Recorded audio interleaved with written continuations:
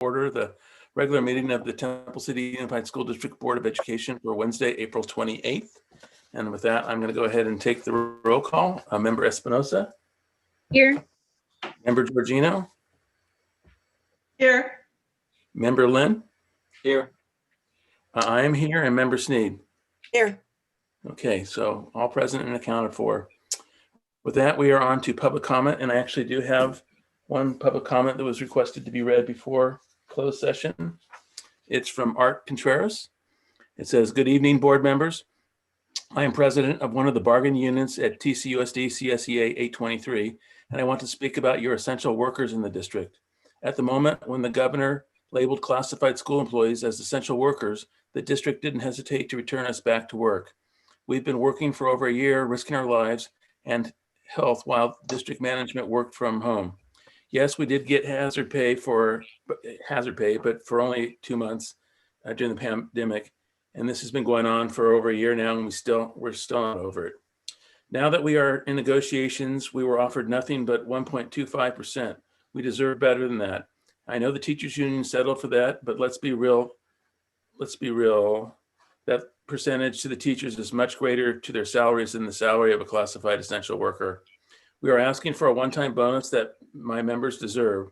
With the money coming in from SB 86, the bonus we ask is a fraction of what the district is getting from those funds for COVID. CSEA governmental relations staff lobbied hard for that bill to pass for the purpose of helping the classified workers in every chapter in the state of California.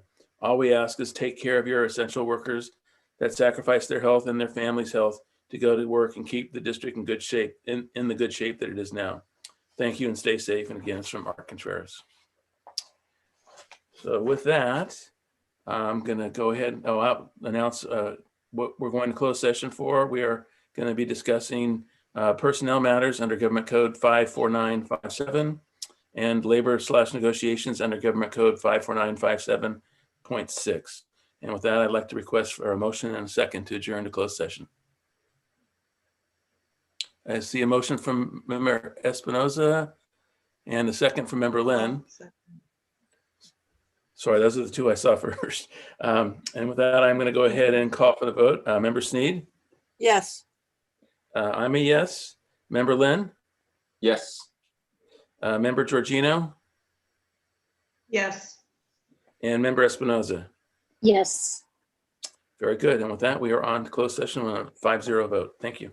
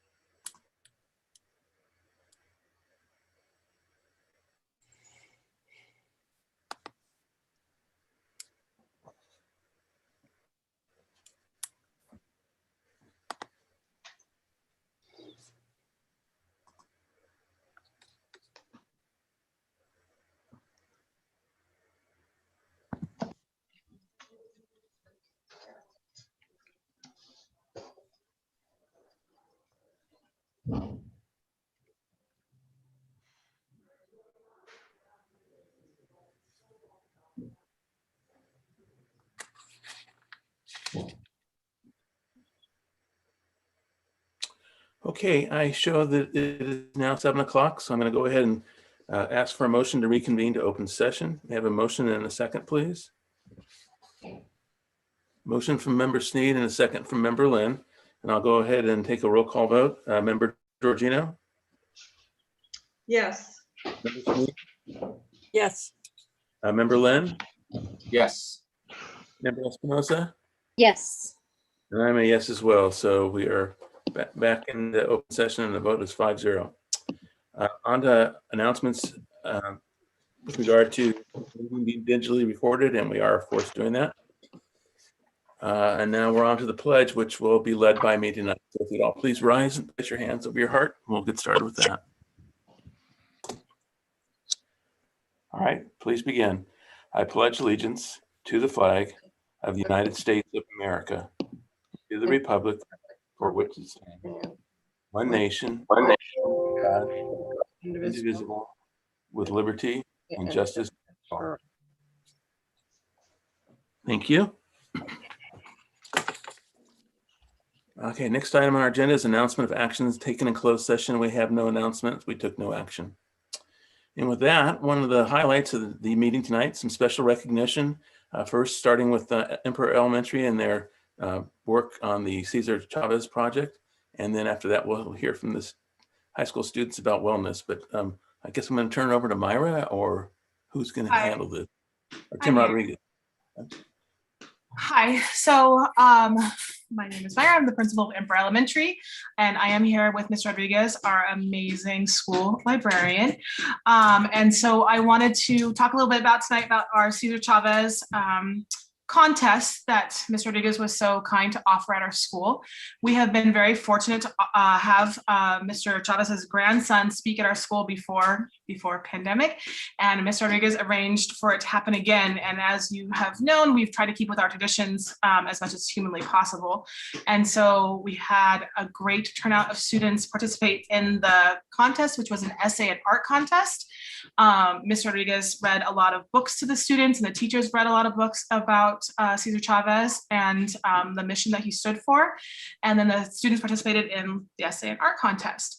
Some of the winners are, we had Anoki and Blair, Bentley, Constant, Matthew, Kaylin, Kelsey, Annabelle, Esther, Ella, Layla, Ava, Kaylin, Caitlin, Alec, Faye, George, Wyatt, Sachi, Maddie, Jonathan, Brian, Martin, Sophia, Maddie, Ethan, Albert, Marco, Quetzal, and Aaron, Maya, Miroslava, and Simon. And so those were the winners. We had a lot more students participate. So we kind of did a little, Ms. Rodriguez and I did a little slideshow to show you tonight of what the work that was presented and turned in. So Mr. Harper, if you don't mind hitting play on that.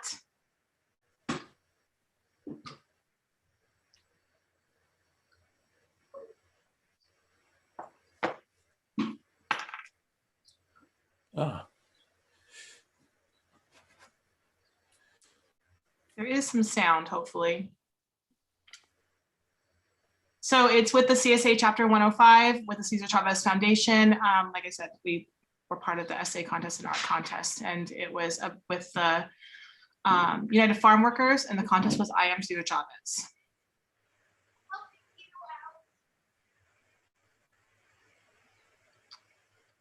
So we spotlighted some of the books that were read to the students and available to the students, and that we have in our library. I think I'll provide the sound for everybody. And then we'll have some of the artwork that was submitted.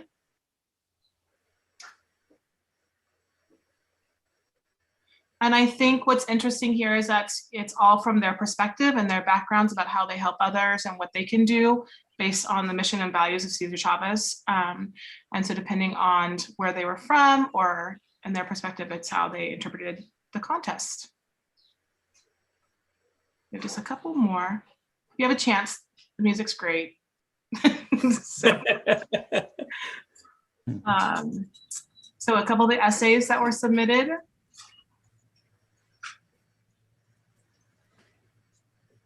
And I appreciate this because it gives students a chance to participate in a way that's interesting to them. And then you will see Andres Chavez, who was the speaker. And he's very informative. The students were able to ask a bunch of questions in the chat room. Ms. Rodriguez obviously pulled this all together for us. I just love this little picture at the end of the little ones watching Andres.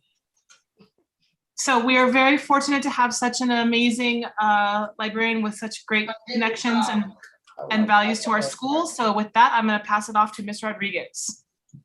Are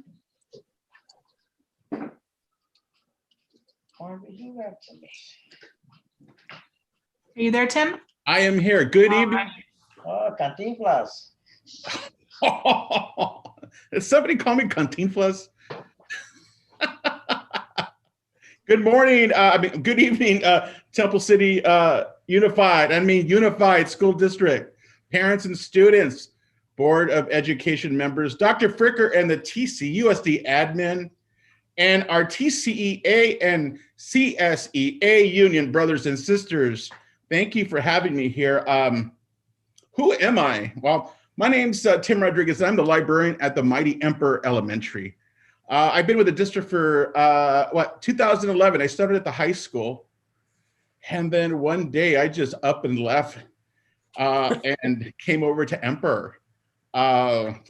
Blindfolded, not knowing what to expect, and never turned back. And it was a blessing to be amongst great people, great parents. I've worked with a lot of you in the past, and you know what's really cool. I came from a school district that was so disorganized, and when I came over to this district, I realized the love and the community involvement, and there was nothing like it. I tell the kids, that Emperor is better than Disneyland on any given day.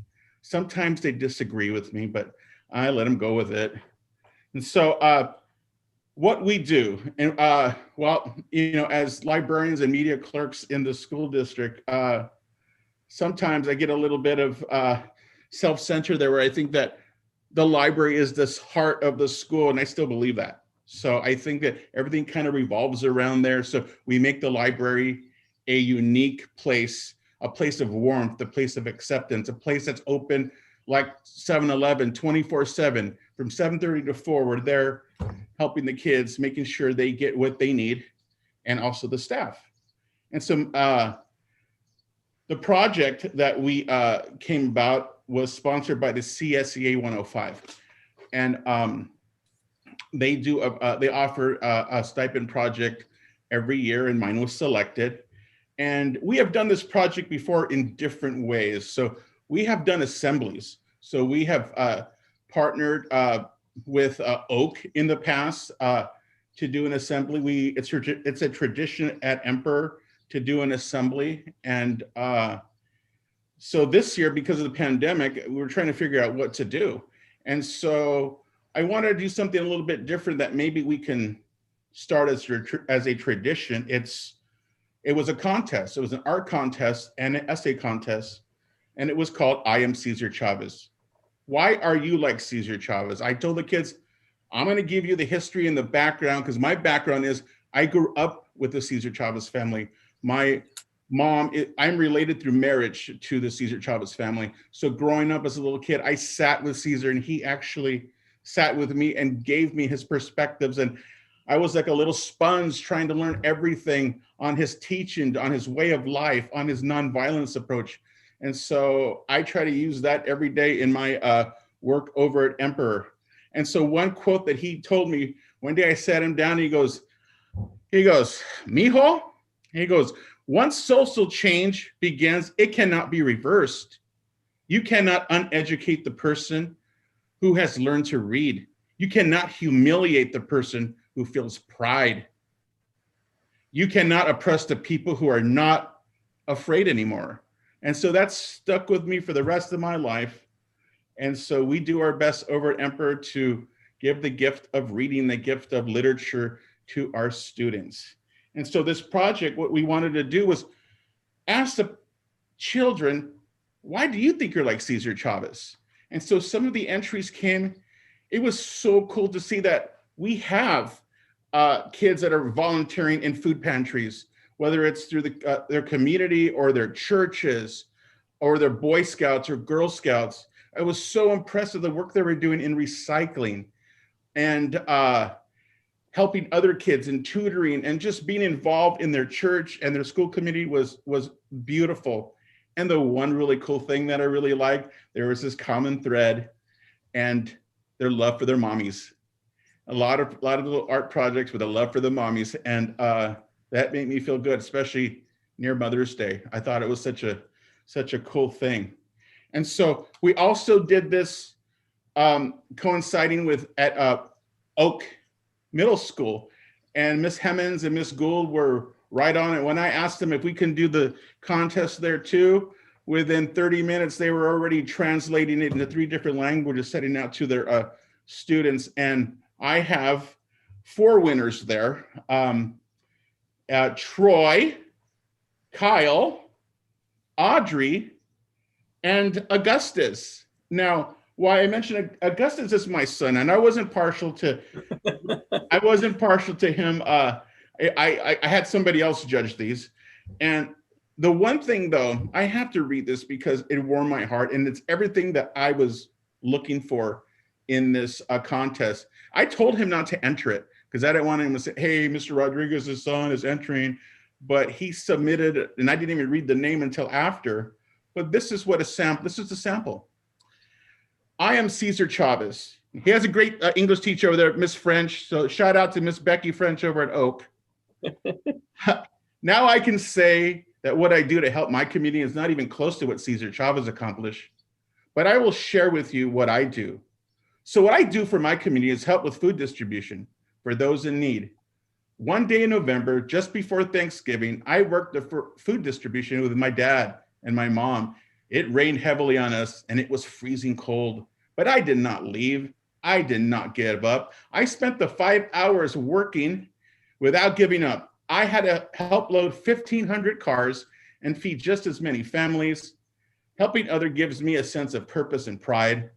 I am thankful for what I have, and I feel a need to give back to my community where I go to school and where I live. I am Cesar Chavez too. Si se puede. So I thought that embodied everything that we were working on. I didn't even lead them to anything, but with my kids at Emperor, they got it. They get it all the time. We open it up and we diligently gave them lessons, but it wasn't hard because they already lived this the Emperor way. So it was beautiful. So what I would like to see this project do in the future, and I had talked with Dr. Fricker, I would love to take it district-wide, assemblies at all the schools, essay and art contests in all the schools, a luncheon for the district, maybe a day of service, because day of service where the kids work at their campus to help however they can. I'd like to invite you on behalf of the Cesar Chavez family, I just talked to them today, when we can get over this whole restrictions of, the COVID restrictions, is take you on a field trip to the headquarters up in Keene near Bakersfield, and lunch on me. I'll take you up there, Board of Education and admin principals on a field trip up there and show you what goes on there, the serenity of that place. As soon as you drive up, you are in a different world. And maybe you can see what they do, and maybe we can take the kids on a field trip one day. But it's something that I love to see district wide, and I'm willing to take that role and do it. And I'm 100% on it. I told Dr. Fricker when I was doing this, I didn't want to disappoint her. And hopefully I didn't disappoint you, Dr. Fricker. So my thank yous are to Miss Riddell, Nancy Wong, and Amy Gerling for helping me out with the Zoom. Miss Riddell had a really great song on that intro. Actually made me cry because I remember listening to that song when I was a young boy. So you guys would have had tears. I know it. And to my CSCA brothers and sisters 105 who helped sponsor this project, I am thankful, and thank you for giving me opportunity to do something for my Temple City community. And Tim, if I can add into to what you're saying, one, we could not do this without him, but on my end, my child sat next to me and saw Andres come up on the screen. And she, if you watch the video, there's a video, she keeps looking at the screen and talking to me and looking at the screen, talking to me. She could not believe that he was related to Cesar Chavez, and to have that gift of being able to see inside his house and that's him, and that Ms. Rodriguez knows him, and making all those connections. She was just going back and forth, back and forth. Oh my gosh, really? Like that's who we read about in the book. And I was like, yes, they're real life people. And to have that moment, to have that connection was such a gift. And so we're very grateful at Emperor for, this commentary on service and the instruction, and Tim's time and the gift of this, and the district support with all of it. So we are very grateful. Thank you, Tim, and thank you to the district. thank you. Si se puede. Yes, we can. Thank you. Thank you for your time. Thank you. I'm Sí se honored. puede. Thank you. Thank you, Tim. Thank you, Myra. And Thank you. thanks for bringing this to us. Very much appreciated. So next we are going to move on to the Temple City Unified School District Student Wellness Committee. And I'm not sure who's going to be leading this. I don't have a name. I'd be happy to start them off. I see Dr. Hernandez here, so I'll turn it over to her. But I just wanted to share with everyone, one student reached out and had some questions and had some suggestions and wanted to talk about mental wellness among her student body. And with that one question, with that one email, it grew into something amazing. And I've had 2 meetings with these group of students, and every single time I meet with them, it's always near the end of the day, and it's such a great way. I wish it was to end my day, but it's a moment in my day when I can just really be grateful and excited for who we have here in Temple City. So with that, Dr. Hernandez, it's all yours. Thank you so much, Miss Getty, and thank you so much, ladies and gentlemen of the board, and everybody else who made time to come this evening. I am so honored to be here and to introduce our amazing students. As Miss Getty said, without a doubt, every time we meet together, their dedication, their sense of community, and their sense of connectedness never ceases to amaze me, and their maturity is beyond their years, and I am just so honored to be a part of this. So Karina Pan is leading this committee because there are many different little umbrellas that she is also running, and so I'm going to let her introduce all of the members of the committee and kind of their role and allow them to have the floor. All right, thank you so much for that wonderful introduction. So hi, we are the TCUSD Mental Health Committee. We are completely student-run and newly formed. And we're gonna have some quick introductions. So I'm Karina Pan, I am a junior and the committee chair. Good evening, everyone. I am Chelsea Ling, the secretary and treasurer, and I am also a junior. Hello, everyone. My name is Chelsea Fung. I am the research co-director and I am a sophomore this year. Hi, everyone. My name is Nicholas No. I'm a junior and I'm also the research co-director. Hi, everyone. My name is Tate and I am the development co-director. Hi, everyone. I am Sierra and I am the development co-director and I'm a junior this year. Hi, my name is Melanie. I'm a sophomore and I'm one of the outreach co-directors. Hi, everyone. My name is Rachel Yang. I'm a sophomore and I'm the other outreach co-director.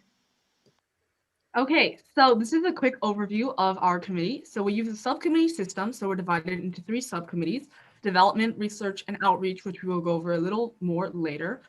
Here are a few of our long-term goals. So staff and student mental health trainings, developing our podcast and website, holding educational sessions with parents, and expanding our subcommittees to Oak and other high school students. And on the right here, we have our vision. So this is basically everything that we're working towards. And we hope to make our vision a reality through the projects and the plans that we are putting into motion. So all TCUSD students have easy access to adequate support / mental health resources. All staff, parents, and students are educated on mental health topics, and there is no stigma around mental health or asking for help. Now I'm gonna go into. Sorry. All right, go ahead. Could you go back to the previous slide? Yes. Adding on to what Karina just said, our main goal isn't to create new resources, but instead relay the already existing ones provided by a district and to help research other resources, because we know that the district is working really hard to help battle this stigma around mental health, and we're really, really appreciative of that. Yes. So now we're going to go into what each of our roles are in the committee. So as the chair, I have 4 main goals, which is plan and facilitate weekly meetings with our wonderful group here with us today. In our meetings, we work on all of our projects, come up with new ideas of what we can implement, get in contact with other outside groups. I also maintain communication with admin and counselors, so I'm kind of the point person if there's any suggestions or concerns, questions that go through me. I also oversee all of our long-term projects and set our vision, goals, and plans. Hi, I am Chelsea Ling, the Treasurer and Secretary. So I have 4 main goals that I work on in my position, and these include communicating, aiding, researching, and organizing. So as the communicator, I coordinate with the leaders of other groups in and outside of our district and all of the other members of our committee in order to generate the best results possible.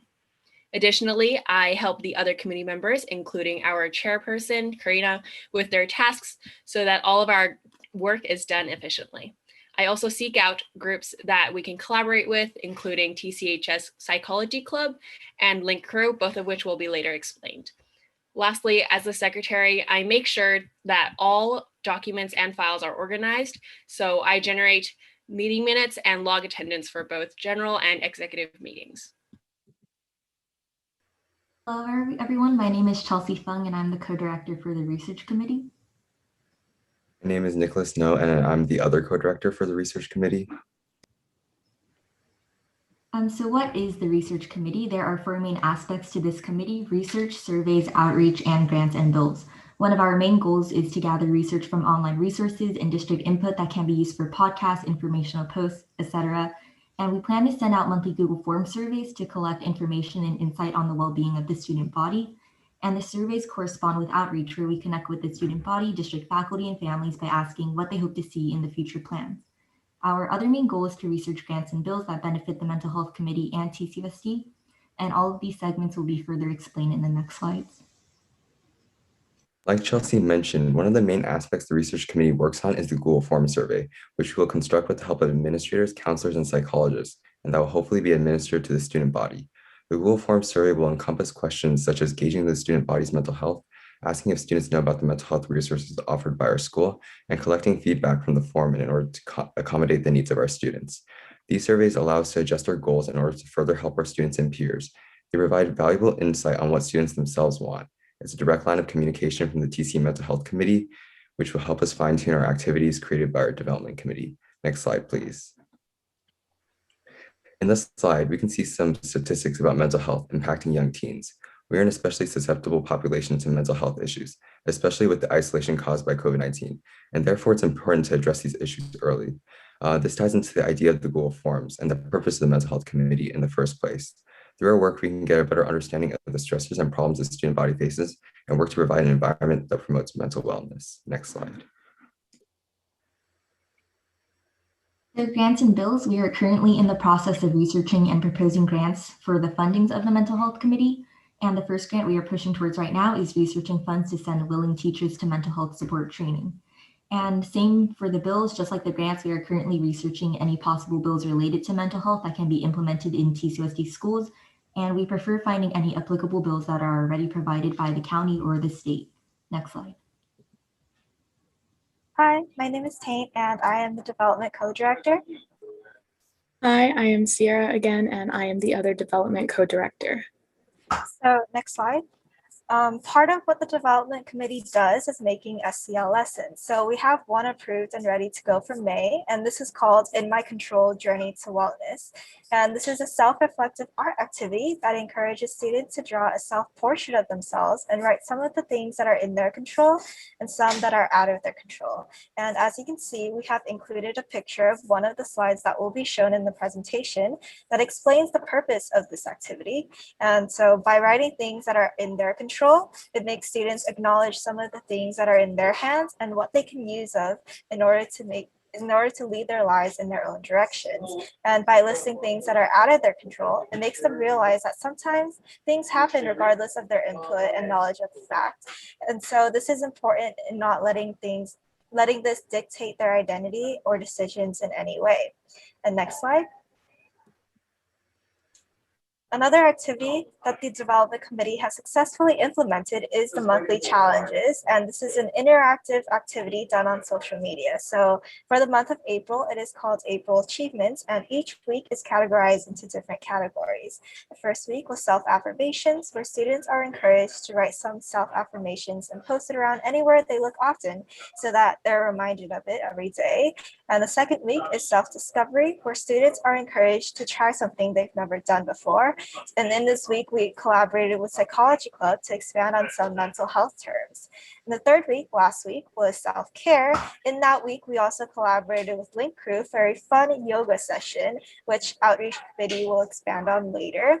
For this last week of April, it is called self-congratulations. So this is where students are encouraged to do nothing, or more specifically, something that does not relate to school, because we know that students tend to forget to take a break sometimes or even feel guilty for doing so. So this week is for congratulating them on all the hard work they've done this month. And next slide. All right, so we definitely realize that counselors are such an important resource for students, and we strongly believe that it's really important for students to build a strong relationship with those counselors. So we came up with a few bonding activities that we think people will find really helpful. So our first idea that's currently in the works with the counselors right now is hosting an open Zoom and engaging in a couple different bonding activities. So the first activity we had in mind was a game of soulmates. Some of you may be familiar with it, but it's just a quick icebreaker, get to know you type of game that will help bridge the gap between students and counselors a little bit.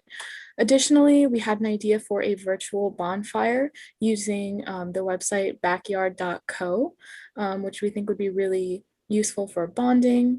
And third, we had an idea for a trivia contest. We were thinking something TV, movie trivia related, something pop culture to engage our student audience, and maybe do counselors versus students, because who doesn't love a little healthy competition?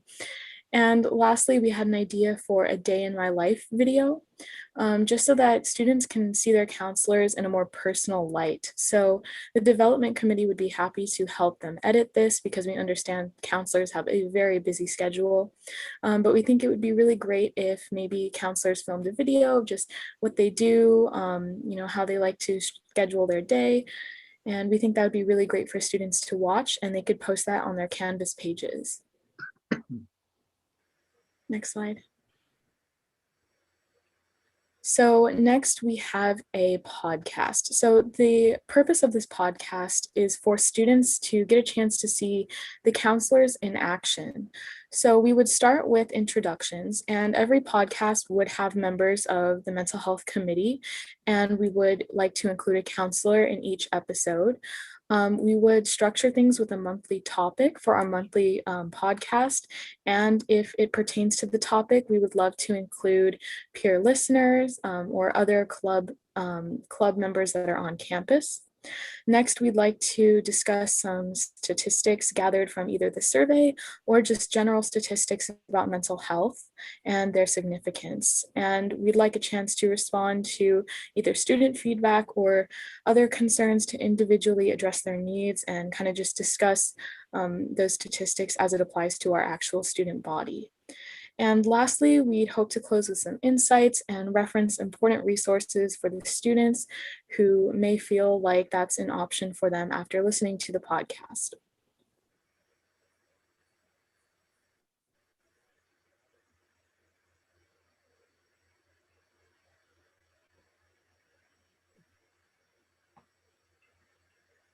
Hi, everyone. We're the Outreach Committee. My name is Melanie Chow, and I'm one of the Outreach Directors.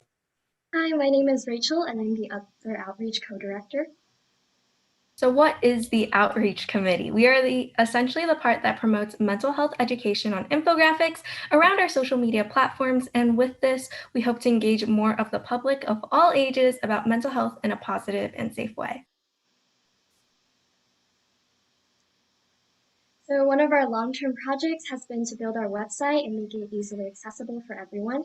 Some things included are articles or interviews about students and counselors on their experiences with mental health, a blog feed, a self-care section, an educational section with articles and research, and resources like national hotlines and resources that we create, such as our podcasts. Over time, we will continue building and uploading our website to include all the mental resources in our district and from our committee.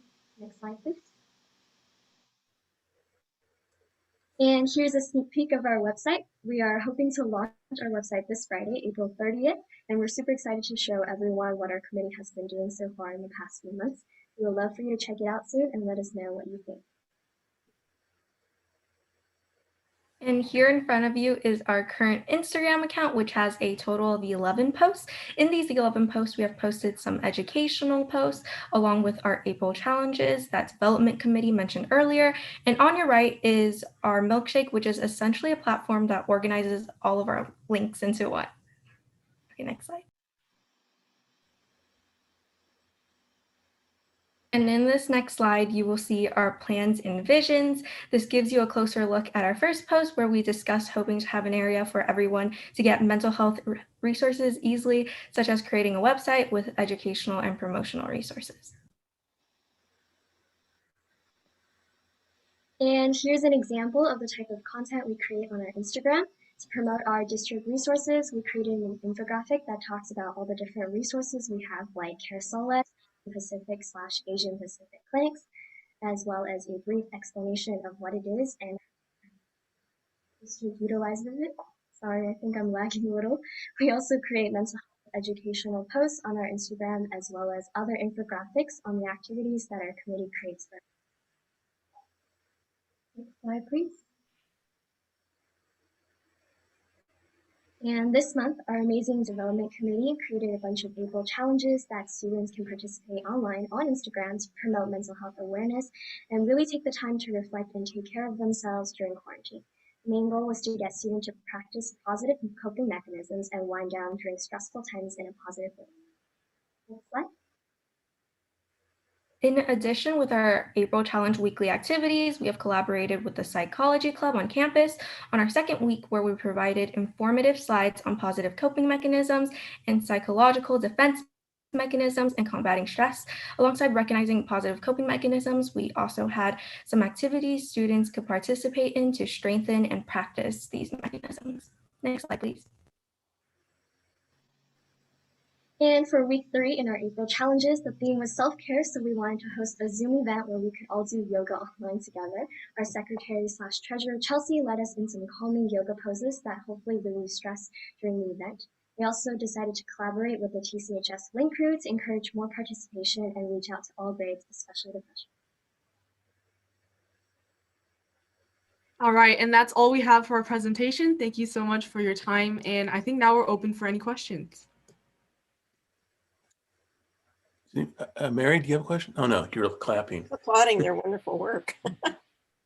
Does anybody have any questions? Yeah, just a comment, maybe a question too. Well, wonderful work. This is just phenomenal. And it's also very timely, especially during this really challenging times. And the question I have is, just a few months ago, I know, Ms. Getty, you presented the California Healthy Kids Survey results.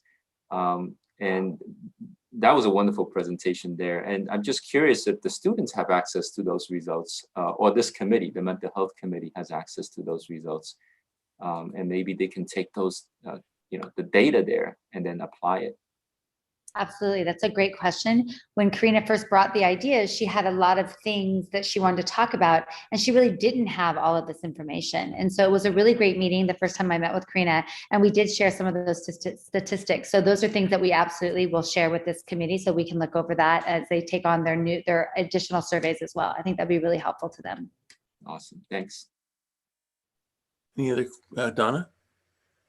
Yeah, I just have a comment. I wanted to commend the students for making student wellness and mental health a priority.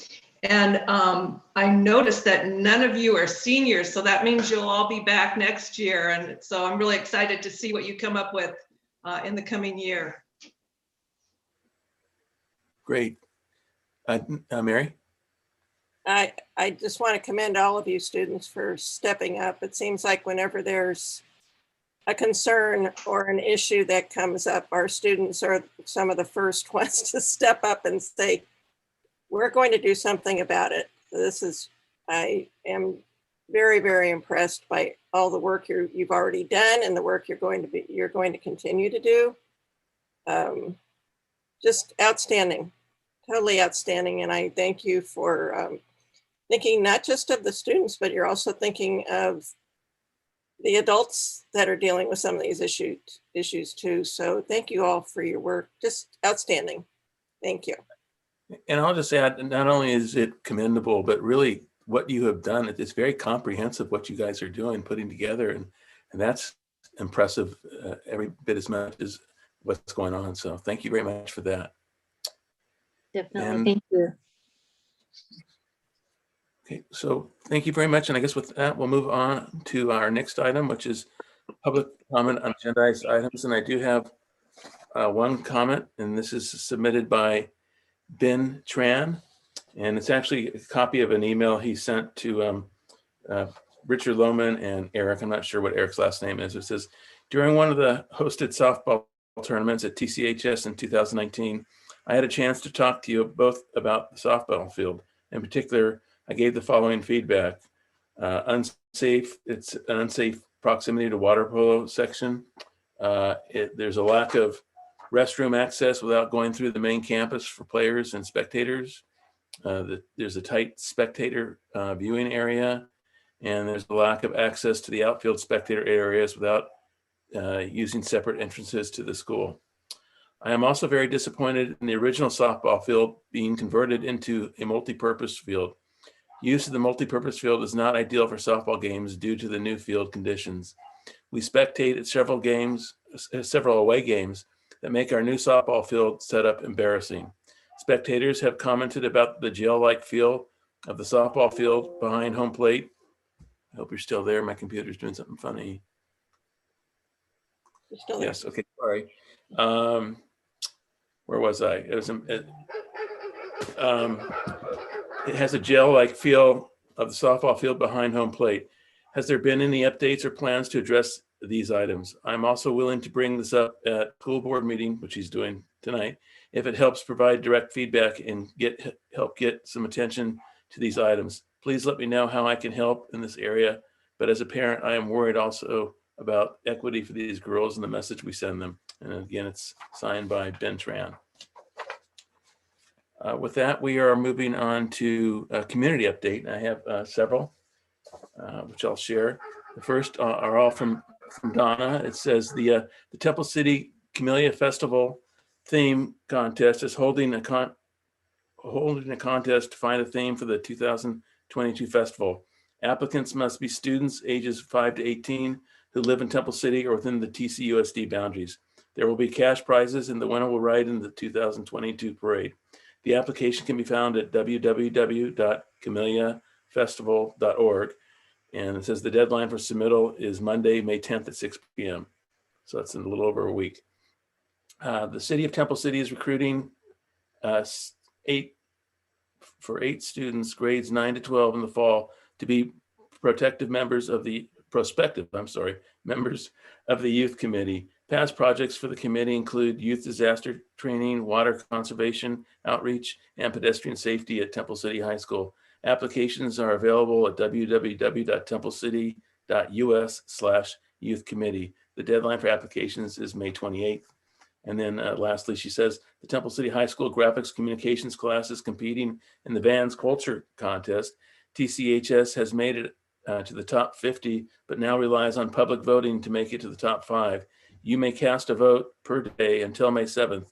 Please vote daily at https://customculture.vans.com and help TCHS win the cash prize. And be sure to share that with all your friends so they can vote too. I also have several items from Richard Lohman. And this is happenings for the week of April 16th, so it's a little old. TCHS administration, as well as the district office administration, is currently reviewing information just released from the state of California on in-person commencement exercises. We are diligently working to create a plan for an in-person commencement ceremony that both recognizes the achievements of the class of 2021 and keeps our community safe. We will release those plans as soon as they are approved by the board, and as soon as they come to us, we'll take a look at them. But I know they're looking for a location, a large location, a venue nearby where we can have many more people than would fit in the stadium. So stay tuned for more information on that. Then he also says, congratulations to the TCHS Science Olympiad team who took 6th place out of 30 top teams in Southern California state tournament last weekend. They placed top 10 in Southern California in 13 of the 23 events, and this is their highest state tournament placement in TCHS history. And Skills USA continues to have a great time. It also says 10 students will also advance to the national finals with championships in healthcare skills, and that would be Elaine Chu. Job skill demonstration open, and that's Alan Zan Shum. Medical terminology, Nicholas No. Occupational and safety includes 3 students, Carissa Hong, Jasmine Lan, Irene Wong, and health and knowledge, which includes Ryan Wong, Ryan K. Wong, I guess there's 2 Ryan Wongs, Michelle Lin, and Harrison Zhang. So I want to pass that along. Also, last Friday, the ever popular Mr. TC contest was won by student David Sin. So congratulations to David Sin for that.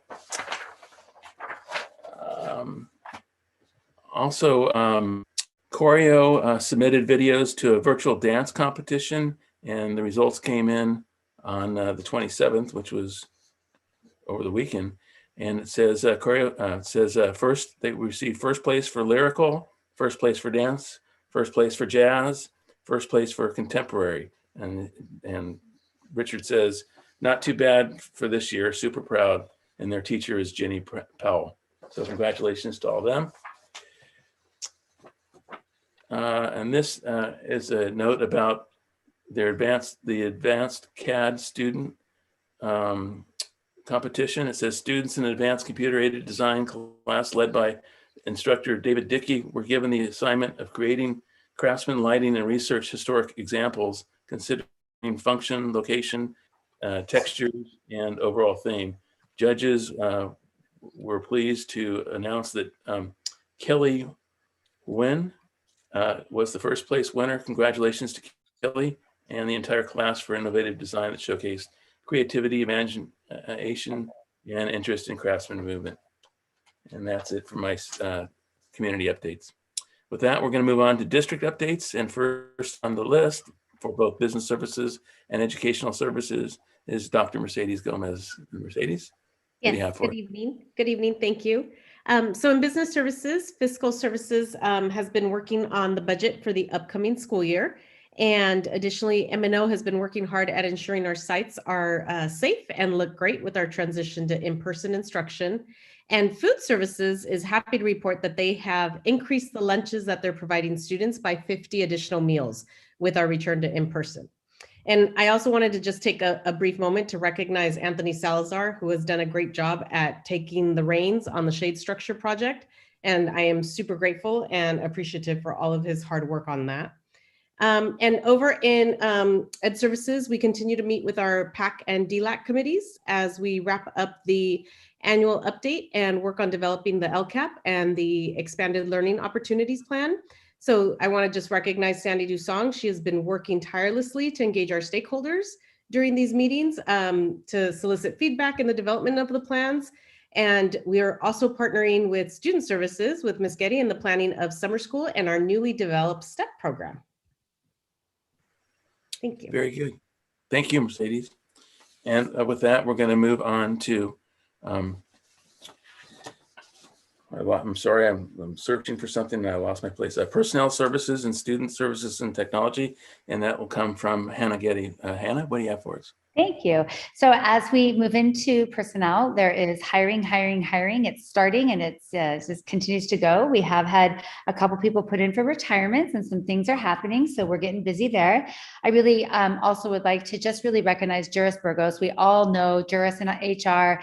She is such a fundamental piece to personnel, and with our new hire of Isaac, and just really helping our department to grow and expand and be able to systematically change things. So it's just better able to serve all of our employees in Temple City. So I'm super grateful to Juris. Our salary study review, we have gotten a report. We're just now answering back, and we should be able to make, you should be hearing from that about that in May. End of year duties just continue to happen. We have a job share meeting on Monday for anyone that's interested for the next following year. And then of course, the reopening of staffing, just getting everybody set up and positions opened up so that we can pay everyone. So we're excited to be able to do that. Looking into student services, enrollment is open. We are accepting students. We are we are excited to welcome in new students. We are sort of in this odd time of year where we just don't really know. It's a little bit different than normal, and we're not able to have people come in publicly still. So we're working on that to expand that process. Paper tutoring, our service that we've showcased here in a board meeting before, they have recognized 2 of our teachers based on student feedback to paper. Michelle Conzaneri from Emperor and Mr. Randy Marsh at Oak were both recognized by their students for being outstanding teachers who have affected the lives of their students. And paper was a conduit in that and celebrated them and is offering them some awards. So we're excited for them with that. And speaking of technology, then as we start thinking about next year, it gets really, really difficult. Everything comes in at one time, being able to do our rollovers for all of our systems. And then again, as we prepare our teachers to roll all of their stuff over for next year, we have a training this Friday with Nearpod, who's going to sort of review how to use that great resource in the actual physical classroom. And thank you. Very good. Thank you, Hannah. And before we get to bargaining unit comments, I skipped over one of the recognitions that Richard had shared. I thought I would just share that now. It says, just want to share a great news received from Congressman Judy Chu's office. Safina Wu, enrolled in AP Art and Design, became one of the finalists for the 2021 Congressional Art Competition. This means she will be receiving an award from their office, the artwork created in APAD, which is AP Art Design. There will be a virtual awards ceremony on Friday, May 7th at 4 p.m. and we will find out where she placed in the top 8. So that's a nice recognition. And with that, I'm going to move on now to bargaining unit comments, starting first with TCEA and Kyla. Kyla, what do you have for us? Hello. Yeah, just nice to see everybody, and I don't have any comments tonight. Thank you. Great. All right, Kyla, thank you. And then moving on to CSEA 105, Robin, do you have anything for us? Just a brief something. Hi, everybody. I just want to say that to the board, especially, you may or may not have heard that 105 and the district had a little rocky start to negotiations, but we've had some conversations since then, and I am sure that going forward, we're going to be in good shape. So we're working things out, and I appreciate that from Dr. Fricker and Hannah. Thank you. Thank you, and we did hear That's the same. Okay, moving on to CSEA 823, Art Contreras. Art, what do you have for us? Hi, good evening, everybody. I don't have much to say. You guys pretty much heard me already. I just want to thank you all, board and everybody, for listening to what I had to say and those emails and comment earlier. I'm also, like Robin, really want to get back to the table and get done with this, and I'm sure we could come up with an agreement. We've always worked good together, and I want to keep that relationship strong. So we could get back to the table, get it done, and then prepare for next round. So I just want everybody to stay safe and stay healthy. Thank you. Thank you, Art, and we appreciate it. Moving on to board member comments. We'll start first tonight with member Espinosa. Melissa, what do you have for us?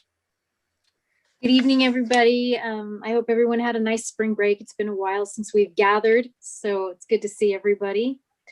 I want to start off by just acknowledging that I did receive several emails from CSEA 823 members, and just wanted to let everyone know that I appreciate them reaching out. I appreciate their thoughts, and will keep them in mind as we proceed. So since our last meeting, I attended the routine meetings that I typically attend every month, which is the PTA Council meeting and the grad night meeting.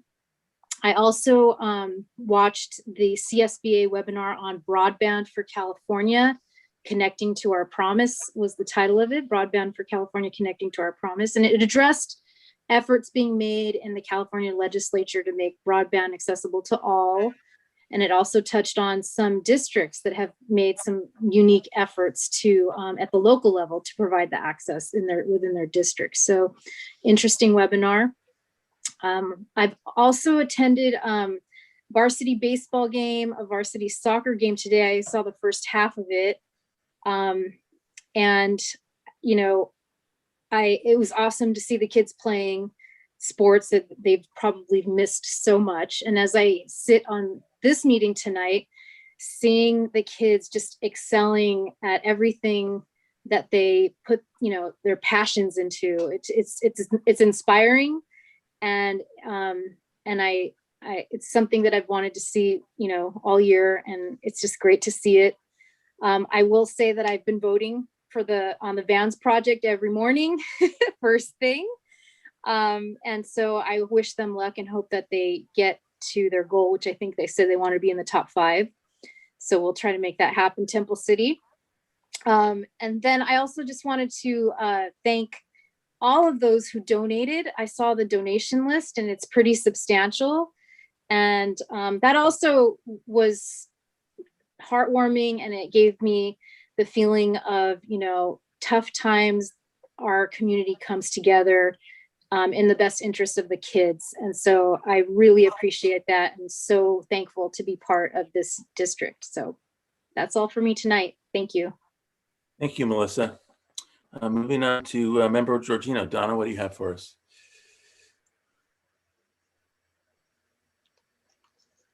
Happy spring, everyone. Actually, I have quite a bit since it's been a while. Last week was National Volunteer Week, and the city of Temple City recognized Ramdroids, which is our robotics club at Temple City High School. They have been volunteering with the city, organizing activities for children for the spring and summer day camps. And so I wanted to recognize them also and thank them for their volunteer work in the community. I also wanted to commend the Science Olympiad team. As you mentioned earlier, they placed 6th in the Southern California tournament. I wanted to recognize Caitlin Ma, who's a freshman at Temple City High School. She qualified for nationals in the National Speech and Debate Association East LA district. So best of luck to her.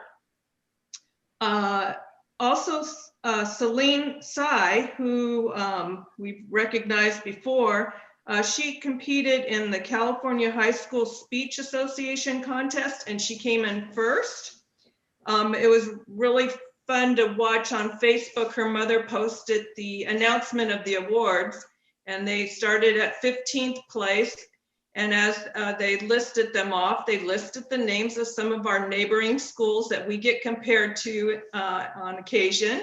And then they got to first place, and they said from Temple City High School, Celine Tsai. So congratulations to her.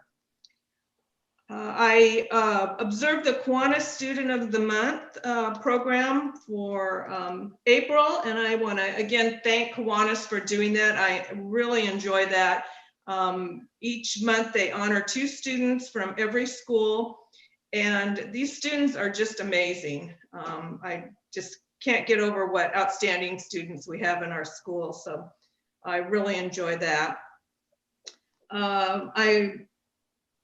Let's see, there may be other people that or other students that got awards, but I did notice in the Longden newsletter that in the PTA Reflections contest, Parthana Gurish placed first or she got an award of excellence in the first district for literature.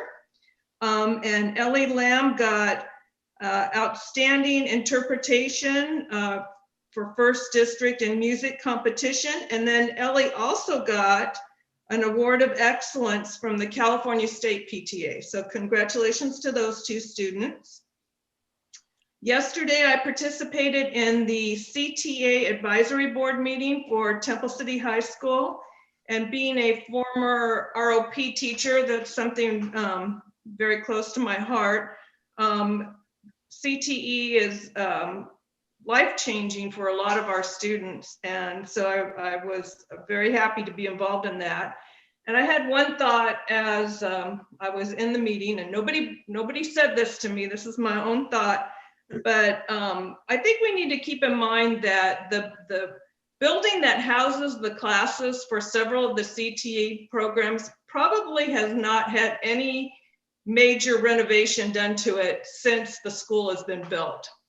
And so I know we have limited funds to do renovations to buildings, but I think we need to keep that on the list because CTE is really important to our students. And lastly, last week was Administrative Professionals Day. Next week is Teacher Appreciation Week, and I believe it's the following week is Classified Appreciation Week. And so I want to thank all of our employees for everything they do all year long. And I hope that your special time is enjoyable and you feel that you're appreciated. So thank you. Great, thanks, Donna. Moving on to member Lynn, Dr. Michael Lynn. Mike, what do you have for us? Thank you, Matt. Good evening, everyone. I hope you all had a really good spring break. This is over a month since our last meeting. I would like to start by commending Tim Rodriguez and the Eagles of Emperor Elementary School. Great job on the Cesar Chavez projects involving artwork, written samples, a service mindset, and love letters to mommies. Also, congratulations to the high school's Student Mental Health Committee. Thank you for your wonderful presentation and excellent coordination with Link Crew and the Psychology Club to promote student well-being. I would also like to commend Superintendent Dr. Fricker for her leadership in the reopening process of our schools after her many hours volunteering in the weekends at City of Hope to help get our staff all vaccinated. It's a huge endeavor. So thank you, Dr. Fricker. Also, I attended the Los Angeles County School Trustees Association, or LACSTA, meeting earlier this week. The LACSTA speakers presented the learning loss mitigation and the plan needed for the expanded learning opportunity grant. So we look forward to receiving that money from the state to help with the learning loss that has happened since COVID started. And finally, happy Teacher Appreciation Week next week. And thank you. So this is all for me. Thanks. Great, thank you, Mike. And I'm going to go ahead and go next. Several of the things I have here are repeats, but I think they're worth noting nevertheless. I did appreciate very much the presentation from Tim Rodriguez and Emperor Myra in terms of what was going on, or how, with the importance of Cesar Chavez and the way he approached his negotiations in a peaceful manner. So thank you for that. I also enjoyed very much the Student Wellness Committee presentation. And as I said, I think they're very commendable what they've done and very thorough, a lot of attention to detail, which I think was great. Also very pleased to hear about the work going on for the commencement plan at the high school. And I know we're going to hear more about that in the not too distant future. Congratulations to the high school Science Olympiad team. Great job what they've been doing. Congratulations again to David Sim, Mr. Temple City. And Donna mentioned the Kiwanis recognition, which happens on the third Tuesday of each month. Coming up in May on the 4th, our featured speaker is actually going to be a former student, and we're going to have Asia Garner call in from Washington, where she's on Jill Biden's staff, and tell us about what she's doing. So be sure to come to the May 4th meeting and then come back again 2 weeks after that for the student recognition. I did have a chance to attend the services for Jen DeVito on Saturday. It was quite touching. I believe it was her father who said that she would have appreciated it, and I'm sure she did. Very kind, a lot of kind things that were said. She's a very notable human being, and her loss will be missed. So that's too bad. But anyway, it was a nice service.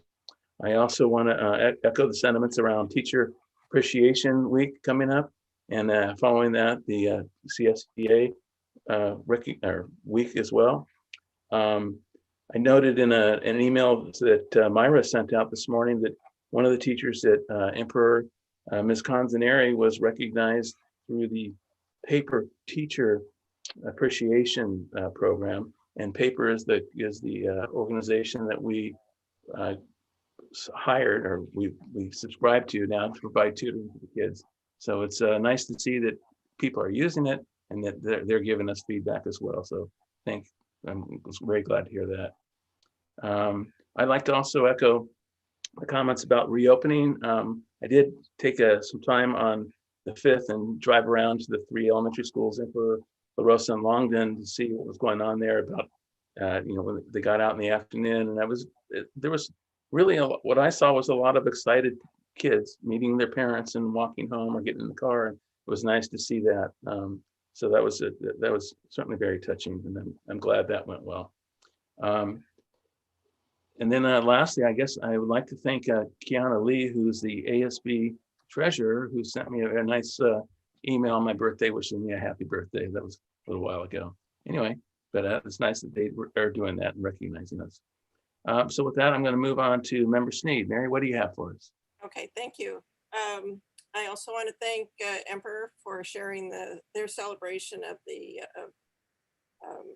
Cesar Chavez project. And I agree with Tim. I think it would be a great project to see district-wide. Also want to thank our amazing students from the high school who formed the wellness committee. And with all the stresses we've had this year, it's really commendable that they stepped up as students to come up with a plan to help everybody in the district and in the community with such a well-planned program. It's really going to be wonderful to see that as it progresses, as they get their website up and everything. So congratulations to them. I want to thank the many, many donors who donated more than $58,810 plus. There were also some donations of materials to the district. Temple City always steps up and supports the district, and that was really very gratifying to see that. I'll echo what Melissa said. Keep voting for the TCHS Advanced Graphic Design Classes entry for the Vans Custom Culture Contest. They're really cool looking shoes, so let's get them into that top 5. It's worth quite a bit of money for them. I also wanted to congratulate some of our high school students, Ethan Liu, who scored in the top few percentages to qualify for the US Physics Olympiad. So good luck to him as he continues. We also had, I'm going to try my best with their names, Tuan An Nguyen, Phoebe Chan, and Sean Chan, who earned certificates of merit from the National Merit Scholarship Program. A week and a half ago, I finished my 3rd Master's in Governance class. I'm halfway through. This one was on school budgets and school finance. I'm really enjoying the classes. I have another one coming up this weekend. So I'll have 4 out of 5 of the classes finished by this week. But it's really all these classes are excellent. They've been giving me a lot of information to help bring me up to speed as the newbie on the board. I'm happy that we're going to be celebrating Teacher Appreciation Week, May 3rd through the 7th, and our Classified Employees Week, Appreciation Week from May 16th to the 23rd. I was proud to be both a member of both these groups, both as a classified aide and a certificated teacher. during my career in Temple City, and I'm very proud of both those memberships. This past year has been hard. It's been hard on all of us. And I'm really glad we have this opportunity to recognize the work they did to keep all of our students safe and continue learning over the last year. I also attended the memorial for Jen DeVito on the weekend. I'm not sure I would have been able to get up like her parents and speak so eloquently, and her husband and everybody who just spoke on her behalf. It was a very touching, but very much fitting for Jen. It really fit the type of person that Jen was. We'll be adjourning our meeting tonight in honor of Jim Johnson. He was one of our district officers when I first started in the district, and he was a great part of our school community for many years. So I'm glad we're going to be recognizing his contributions as by honoring him with adjourning in his honor. So I think that's all I have. Great, thank you, Mary. We are now moving on to item 15, excuse me, item 18. Hold on. 16. Okay, so the student board members comment, item 16, and that will be Nicole Lee. And I neglected to recognize when Nicole came on, but I did see that you were with us. So I just had a question. I'm not sure if I may have missed it in the agenda or if this also may be included in the COVID update, but I was wondering if there is going to be a graduation update in the COVID update. Yes, there is. Okay, that's all I needed to know. Thank you so much. And that's it, Nicole? Okay, very good. Thank you. Okay, now we're going to move on to the superintendent's comments. Dr. Kimberly Fricker. Kim, what do you have for us? Thank you, President Smith. First and foremost, I want to thank Karina Pan and the entire group of students. I could not be more proud by the presentation. Well done. It was very concise and elaborate and very thought through. And as a former counselor, it was very near and dear to my heart. And so I'm just so excited that your group of students, your team has actually come together, formalized. I know that you presented it to Ms. Getty and kind of got this big ball rolling. And I just cannot be more thrilled that this is really coming from our student population through our student services vein of the district and keeping that in unison with our core beliefs. And so congratulations to all of you. Kudos to all of you. You are amazing students. And I am so glad that none of you are seniors either, because that will mean that you'll all come back next year. So the other one I want to just shout out to is Tim Rodriguez. Tim did come to me a little bit nervous. He's like, Dr. Fricker, I want to make you proud. I'm going to make you proud. If we can do this, I'm going to make you proud. Tim, you made me proud. You made all of us proud. It is such a good program. I think that you gave it wings and you breathed like new life into this program that you did for Emperor, and then extrapolated that out to a couple different schools. And yes, we will be talking in August, because I do think this is something that we should continue in the spring annually, and we should involve all of the schools across our district. And so I know that that will fit into that larger picture of inclusion and talking about equity and talking about all the great contributions that so many people have had in past decades and years that have really brought us to where we are. So thank you, Tim, for doing all of that work. We truly appreciate it. Yes, we are all proud. The board's proud too. And so we will see more from Tim in years to come. I do want to just say that I want to thank the teachers who got up and spoke at Jenny DeVito's funeral and her service. And I cannot express the sorrow that we feel for the entire Longden staff. And there's no replacement for an outstanding human being. There's no replacement for an outstanding teacher. And she will be sorely missed across our district. So my heart does go out to the entire family and the Longden family who loved and supported her. In saying that, we will have a graduation update a little bit later on in the agenda. And I want to thank just a couple people, first and foremost, for the opening of schools, Ms. Hannah Getty and her team of masterminds who figured it out and put it all together. Definitely Dr. Mercedes Gomez, who was right there and figured out the rest of the financial portions and how to get people where they needed to be and cover all bases. The CSEA team for opening up childcare for not only our staff, but also our community. You know, we truly are a district who encompasses everyone and tries to think of the needs of everyone and then tries to meet that need. And I'm proud, when I sit in my superintendent meetings, that's not always the case in other districts, but that is the case in Temple City. And so I'm very, very thankful to the membership who got the campuses ready. That was a big feat and a hurdle of itself. And we know that the supervisors who on the M&O and custodial sides, Dale Cavillo, Anthony Salazar, and David Shea did an amazing job at orchestrating all of that and making sure that it was top notch by the start of school. And then all of our union leadership and membership who helped us guide every single component part of it in order to put it in place, and our phenomenal teachers who are so committed to the learning of this district. I could not say thank you enough. It was an amazing collaborative congregation of people and minds and late nights and weekends and all of that. But those are really the unsung heroes of the district.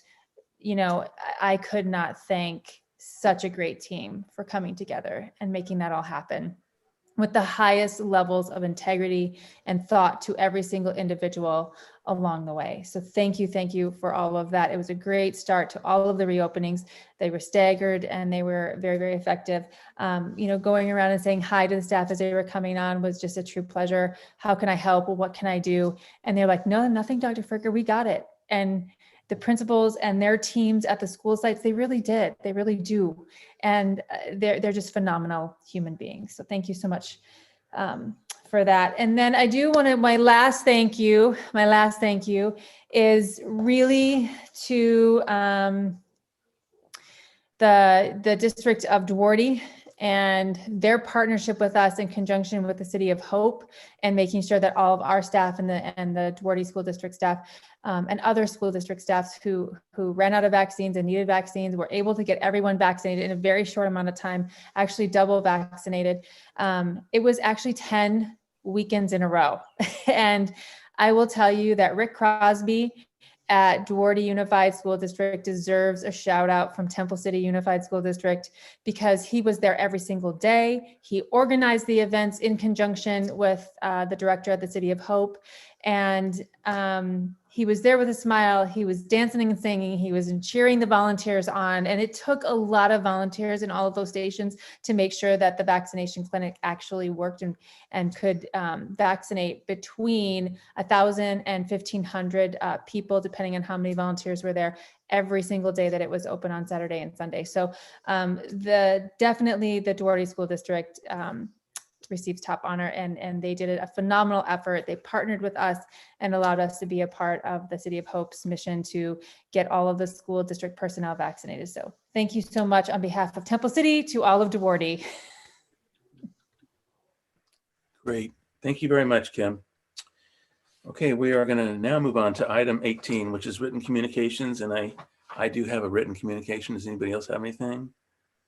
No. Okay, I received a nice note from the Los Angeles County Office of Education with regard to our second interim budget report. And it says they have completed their review of the Temple City Unified School District's 2021 second interim. Our analysis of the data provided indicates that the district should be able to meet its financial obligations for the current fiscal year and subsequent 2 fiscal years. We therefore concur with the district's positive certification. There's more about the deficit spending. I won't go into, but we are deficit spending. And of course, that's an issue. That means we're spending more money than we actually get in terms of revenue on an annual basis. And I'll just leave it at that.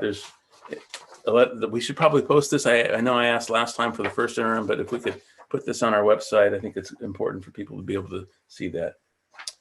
With that, we are going to move on to the discussion portion of our agenda, starting first with administration and a communication presentation from Hannah Getty. Hannah?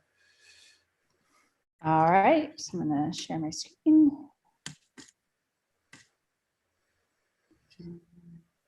Oops. There we go. Okay. So first, Dr. Lynn, I'm just going to start by saying this presentation was completely orchestrated by Cindy. She picked the colors and all of the slides because she is so creative and so talented. And it really does make planning a presentation much easier when you have somebody, you can just tell them stuff and they just know where to put it. So it's awesome.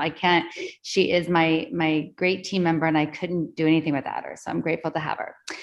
In doing this presentation, we wanted to sort of share with you where we are regarding communications. It's come up several times, I know, over the last year to 2 years. We are sharing with you sort of our phased approach. We started one place and we've gone through phases and we're ready to go through our next phase. So just briefly, we'll share with you where we are. Move this down.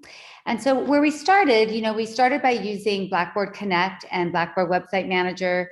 And with those tools, though everybody was used to them, there were some issues in what you were able to do with them, how easy or difficult it may have been to access them. And then a lot of the communication that went out through Blackboard Connect was really only seen by 1 or 2 people, and it wasn't really easy to track that. School closures happened and we ran into, how do we get the same message out to everyone? How do we unify that message?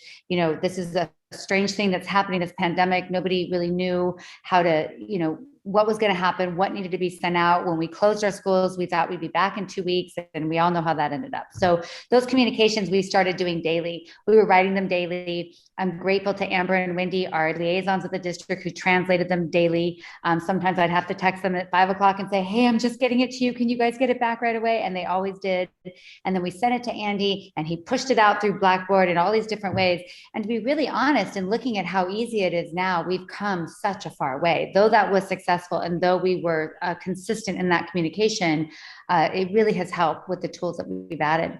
Additionally, at our starting point when the pandemic started was we set up the TCUSD help desk. And as many of you know, we've said the emails that came through, we'd be in the hundreds. And now we're down to 20, maybe, every few hours. It just depends what may be going on, but it's a pretty limited amount. And we're able to really help people in a timely manner. So in looking at last summer, we sort of moved from there to phase 1, and we rolled over our website to the Final Site platform. And though it is still new and we don't have as many people trained on how to update as we would like, we are moving in that direction. It's a much easier format to use. It's much easier to get communication up and loaded. We also then have our Canvas LMS, which has really greatly helped. I think that communication between not only teacher and student, but also a little bit of help with teacher and parent as well, as parents can be an observer in that LMS. We have cleaned up all of our staff email groups. We no longer have messages that go out and people say, well, I'm not in that group. We have the right people in the right groups for the locations, as well as our Parent Square communications. And that was a great rollout that we did in July and August. That's really helped with the pandemic, especially. Phase 2 has sort of been this school year. We've taken this time to flesh out those pages on the district website, some of the school sites. You're seeing a lot of information now on our websites. And now it's to the point where we've gotten everything there. How do we organize it? How do we make it more user-friendly? And the difficulty is there's one person, two people, 3 people, and we all just started to do a little part of it. There's not really one unifying person overseeing the websites. And so that's something, as we talk later, that we want to move towards. And then the superintendent's newsletter has been published twice a month starting this school year. And I know that that's been a great source of information for everyone. As we look to phase 3, we really want to talk about filtering and organizing the website pages, both at the school sites and at the district level. We have already set up and started creating a staff portal. We want a place where our staff members can log in and find, okay, personnel, I'm looking for this. I'm business, I'm looking for this, and have a guidebook as a handbook of where do I go for this? How do I know how to handle this? And have a resource where our staff members can just easily log in with their TCUSD credentials and find what they need. And then that will help keep some of the clutter off of our website and keep it really clean for the public and for our new members joining our community to be able to find what they need as they begin to sign up. And we'll also be looking to upgrade Parent Square with some new features that we'll talk a little bit later about. So where we went with this and how it happened was addressing the accessibility issue. The Blackboard site that we had really wasn't compliant. There were a lot of issues with people that may have certain disabilities to be able to access the information. So in looking at Blackboard Connect, again, that was our service we used, similar to Parent Square. It was really just funneled through the principals. Teachers really didn't have access to it. There wasn't really a good follow-up. We were sending out phone calls, and about 70% of them were getting some sort of connection. But oftentimes that connection may have been a voicemail, may have been, people would see a missed call, and then they would call the district to say, oh, I missed a call, what happened? So it wasn't very effective. And then as we started pushing out social media a little bit, we're still very limited just because of the manpower to be able to get those messages out. And with the Blackboard website manager as well, it really needed that upgrade to be more compliant. So that's when we rolled over to our final site website platform, and it offers some of these tools for us. The single step content management platform, very easy for editing, much easier than what we had before. The audio eye that can help with the ADA accessibility compliance and the certification, and then just more modern communication tools, just the look of it, the upgrade to it, the different things that we can do. And then Parent Square, it offers a free app for all of our parents so they can easily communicate via the app. Many of our families have communicated that that is the best way for them sometimes, is to be able to have that app available. And then the text messages auto translate. I don't know if many people know that, but teachers can communicate with a parent that maybe doesn't speak English, and it'll auto translate so they can have that communication through Parent Square. So it's been a really useful tool and a great resource for school sites as well. So as we look at Parent Square, when we first set up and got everybody rolled over, I mean, we started at 80%, we got to the high 80s, we got to low 90s. We felt pretty good when we got to about 93, 94%. And we still had people saying, hey, that's pretty low. Why don't we have 100%? And so many of our teams at each of the sites have worked really hard to get all of our families connected. Many times when you see that you might not have a few people not contactable, sometimes those are old email addresses, sometimes it's just old contact info, or a member of a student's contact list that isn't necessarily wanting to get the information, but maybe a parent is still already getting that information. As we look to upgrade our Parent Square next year, we have some really nice features that we'll be able to add. We're going to have the secure sign will be added to it. Different things that we will be able to have, but from phase 1 to phase 2, these are the things that we've really started to rely on. And what was really neat to see is teachers started using the tool. They were just figuring it out on their own. There were teachers that were learning to do the signups. Our principals, I know Myra at Emperor uses it a lot, and she's figuring out how to do the form. And she would contact me and say, hey, I learned how to do this. And it's just been a really great thing. One of our new teachers at Cloverleaf was able to push something out to all the teachers to say, hey, when you're doing conferences, this sign up tool is really helpful. So it's been a great resource, and we're really excited to have that tool for everybody. So as we look at sort of our transitioning from phase 2 to phase 3, where we are, as we come into May here, we're really looking at that staff portal configuration, going through what's there and figuring out what do we move over, how do we keep it organized so our staff members can quickly just find what they need. I know it's difficult right now because there's a lot on there, so we want to make it really clear and concise and condense that information, and then really start that social media setup again, getting out there on social media. We do have the Facebook page that we update. We can link it to Parent Square. We can link things with our website. There's more that we can do to have more of a presence. So we want to start working on that. And then as we get into June, and as I mentioned earlier, that we're going to have to do our rollovers and sync all of our systems. Parent Square syncs with our student information system. So getting that cleaned up, making sure that we don't lose any of our great contacts, and that we're always improving as new parents come in, that we quickly get them connected and set up, and then connecting areas to Canvas and making sure that we just have everybody with access right away. We also want to begin our energy in recruiting perhaps a public relations position, that PIO that we've had before, a public information officer, but with sort of a different approach to what that job would be. And it would really be to market Temple City, to really show the greatness that we have here. We have so many great things going on. And, I remember a parent, I forget who it was, but she had said, I wish we could celebrate our staff more. And she's absolutely right. Being able to push things out on a regular basis, it just takes a person to be able to do it. And when people are wearing so many hats, it's hard to be able to make sure we don't miss those great moments and celebrate our students and our staff. And then our programs, get those out there to people to see what Temple City really has to offer. So as we move into July, that webmaster planning is another feature we want to talk about. And that's again, where we can offer our people some more opportunities. We are hoping to be able to maybe have a webmaster at each school site, perhaps paid as a stipend position, set up in a certain way, where we can then have somebody that is that go-to. So if you have this PIO, they would be contacting and working with those webmasters to check to make sure we're uniformly updating our website. So not one school site looks completely different than another, but yet still keeping the character to the school and getting that information out there, linking information from the district website as much as possible so everybody's seeing the most up-to-date and important information. And then all the new features in Parent Square, like I said, there'll be a secure sign feature where we can send legal secure documents, even an individual education plan, an IEP, can go through that way through Parent Square because of its secure ability. So we're looking forward to having that resource for everybody as well. And then, like I said, continue the recruiting process. We want to be able to hire somebody, hopefully between June and July for this position, but we really need it to be the right individual. I think it's really important that we explain what this job is and really look for somebody with the right experience and credentials to do this job. And then build that social media presence. Really look to get out there on Twitter. You know, we have, I think at the district, maybe 200 followers, like get that up into the thousands, get the high school really, you know, they use Twitter a lot, but we can expand that to all of our teams and all of our groups and get all of our schools on there. Look at, you know, expanding Facebook and Instagram and really making sure we're connecting to people that rely on social media for information. And then as we get to August, it sounds so far away, but we all know that it's just right around the corner. As we get there, we hope to have our staff portal completely set up so we can roll that out when school begins and let everybody know this is where you go, this is where you can find your information, have all of our Parent Square updates taught and workshopped out for everyone so they know how to use them, and then really push that social media campaign.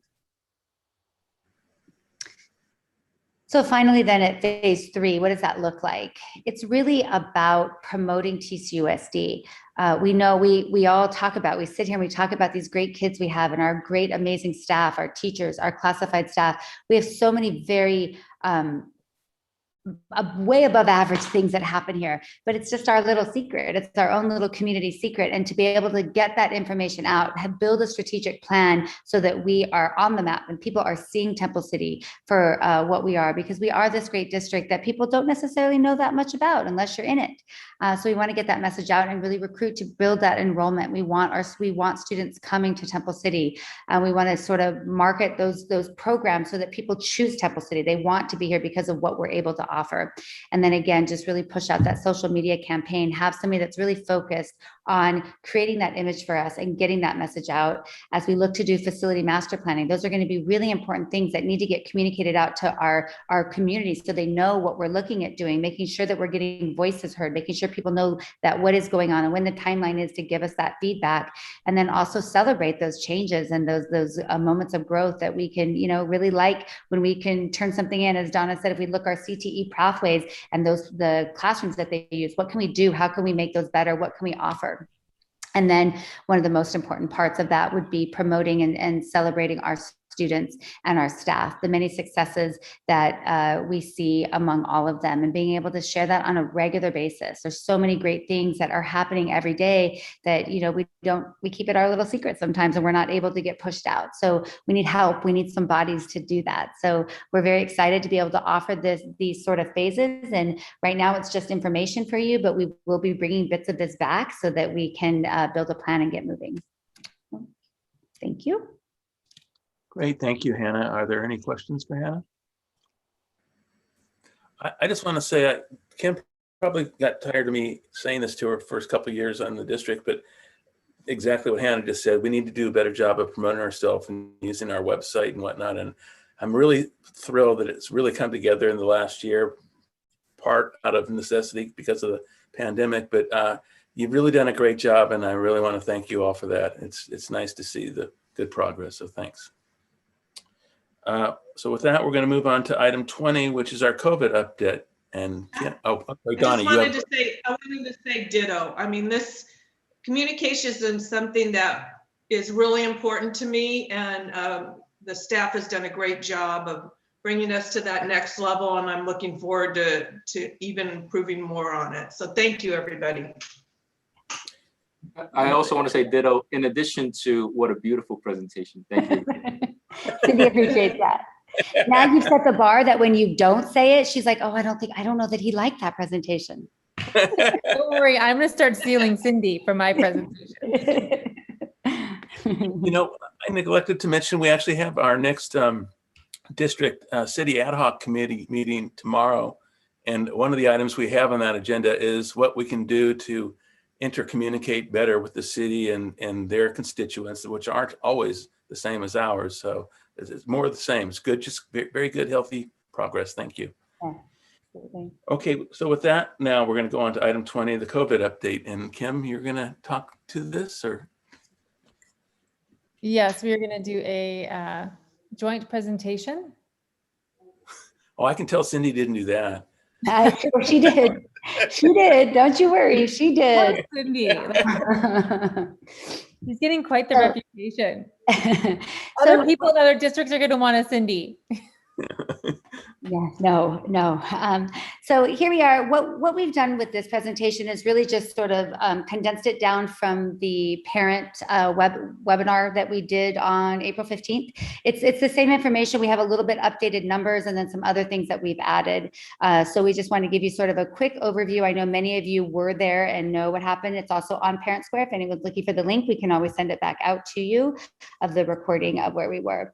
But I'll go ahead and I can sort of turn this over to Dr. Fricker, where she can sort of tell you just an overview, of where we were in February to where we ended up with April. It's an overview that we did also at that parent webinar, but there's always more added. So. Perfect.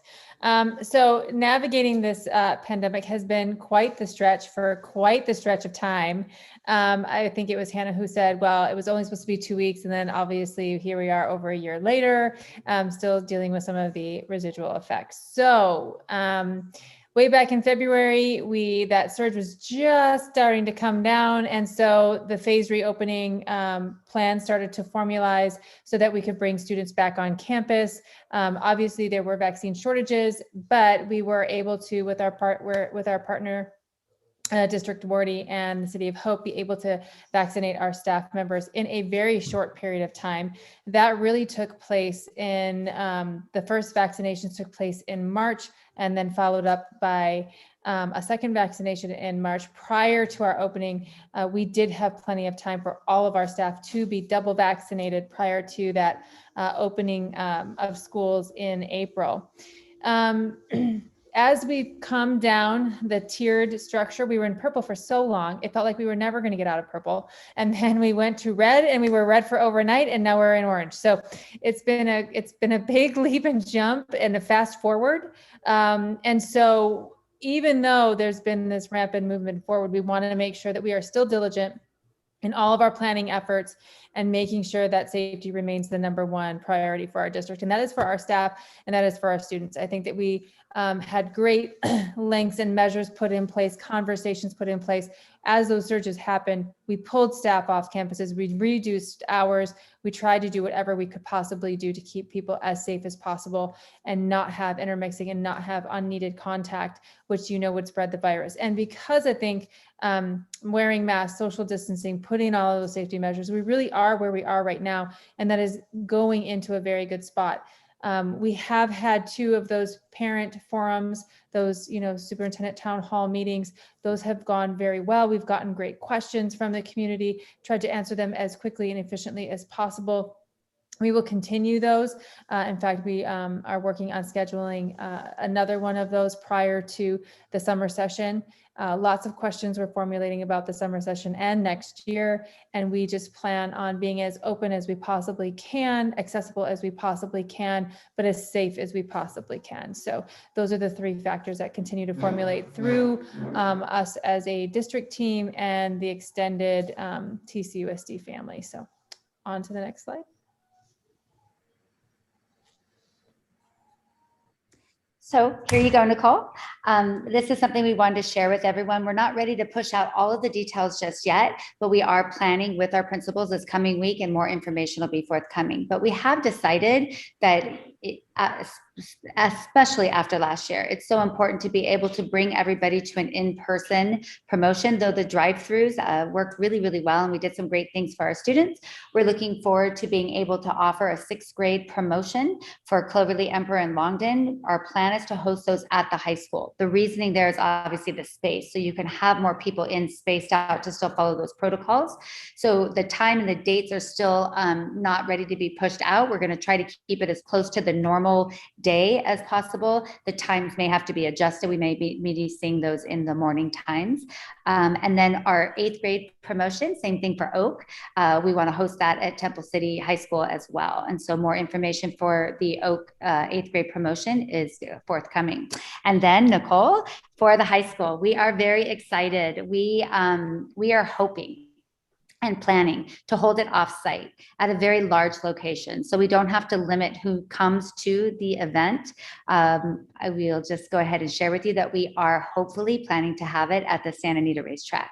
And so we are partnering with them, and we'll have more information coming to the board in the next meeting so that we can make decisions and move forward if at all possible. But we're really excited. It's a beautiful scenery, and we're really excited to be offer this great venue for our class of 2021. Can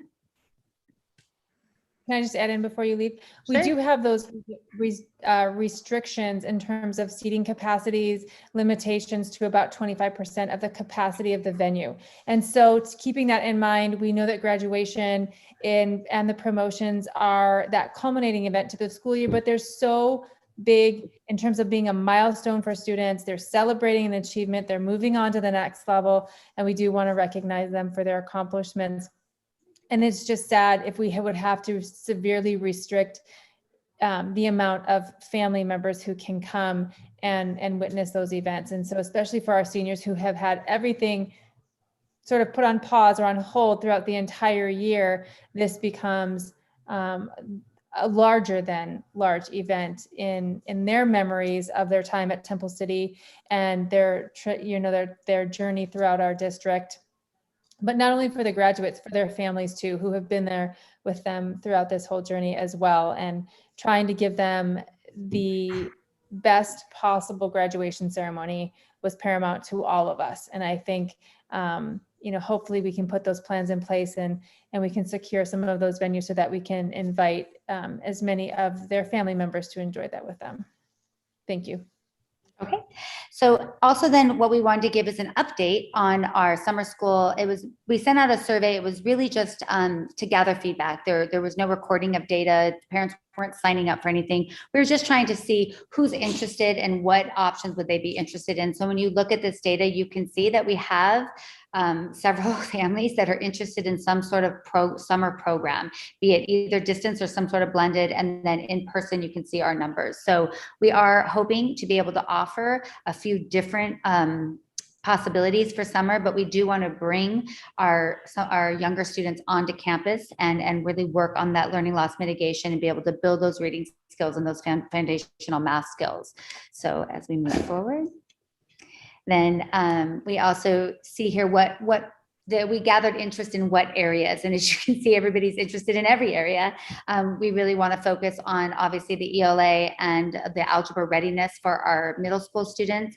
But what I really appreciated as well is our families were still really recognizing the need for social and emotional learning, for being around people, for getting back to having friends around and doing those things. So we want to be able to offer that. And then later in the presentation, we'll review again that STEP program where we get students ready for middle school and get them transitioned onto campus. And then our high school will really be dictated by the subjects that need to be remediated for students for transcripts. And then at the very bottom, you can see where our TK through 6th grade parents are sitting with about 61% worried about the growth of math skills, 70% in the reading, and then a very high number for social emotional. So we're excited to be able to put a summer program together to help with this.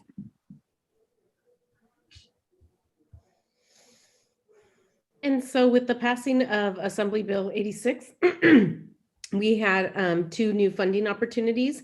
And so one is the Expanded Learning Opportunities Grant, and the other is the In-Person Instructional Grant.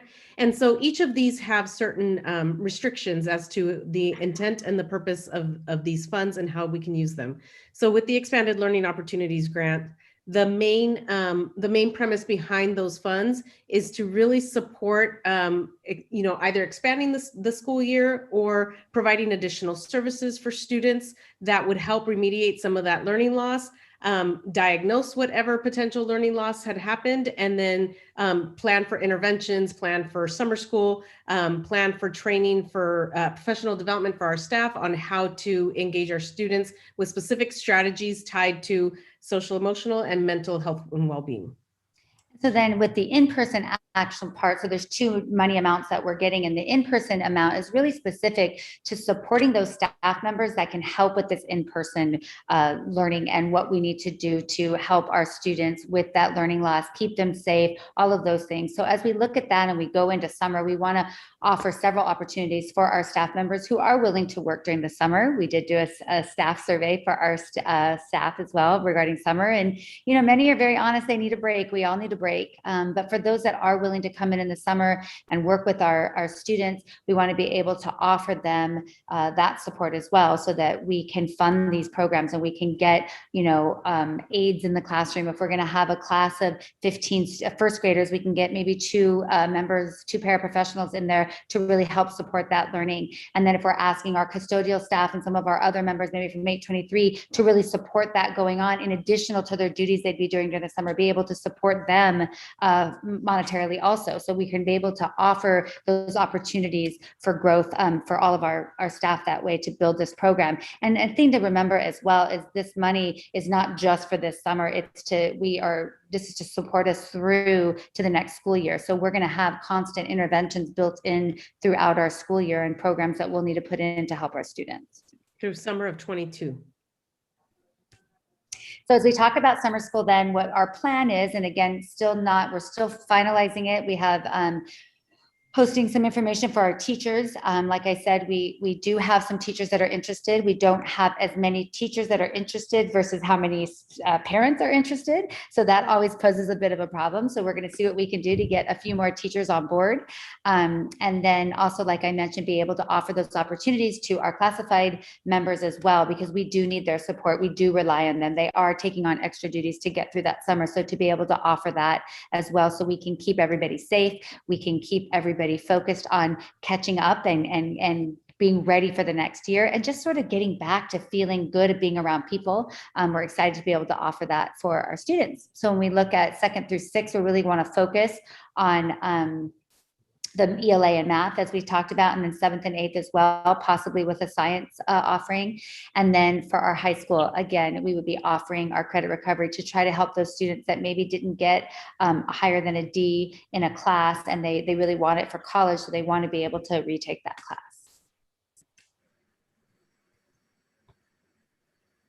And so here we have our STEP program, which is the Summer Transition Educational Program. And so we're in a unique situation this year. So we recognize that our TKers, our kinder, our first graders, many of them have not ever been on our campus or may have only attended for a couple of months. And so we really wanted to afford them a unique opportunity where they would be able to have advantage of being on campus for just 1 week with just their peers, just their teachers. And so this would help get them acclimated or possibly reacquainted with the campus before the school year begins. And it would also help provide teachers with additional time in establishing routines and building community. We have a similar plan for our students at both Oak and the high school, both grades at Oak, and then our 9th and 10th graders at the high school. And so this would be a little bit longer, it'd be a 2-week program, but each grade would still only have that 1 week where they would, again, have that opportunity to get acquainted with the campus and start building and fostering that sense of community. We recognize that Oak is going to be in a unique situation with only not having had any of the grades there. Typically our 8th graders would be welcoming our 7th graders and kind of showing them the ropes, but that's not going to be the case necessarily next year. And then similarly at the high school, both our 9th and 10th graders would be brand new to the campus. So we really want to afford them that opportunity as well. And so when we sort of look as we're, knock on wood, we're exiting the pandemic, hopefully, into a new beginning.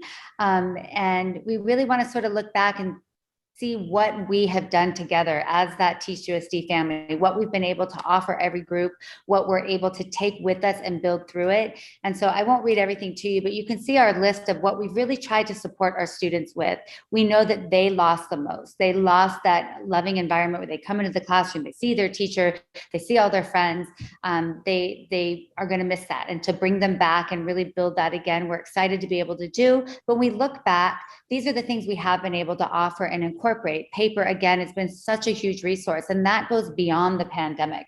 There's things we have implemented that we take through with us through the pandemic and keep it moving forward. We were able to waive the CSL hours for our students so they don't have to have that stress for our seniors that are graduating. And moving forward, we've been able to help each year.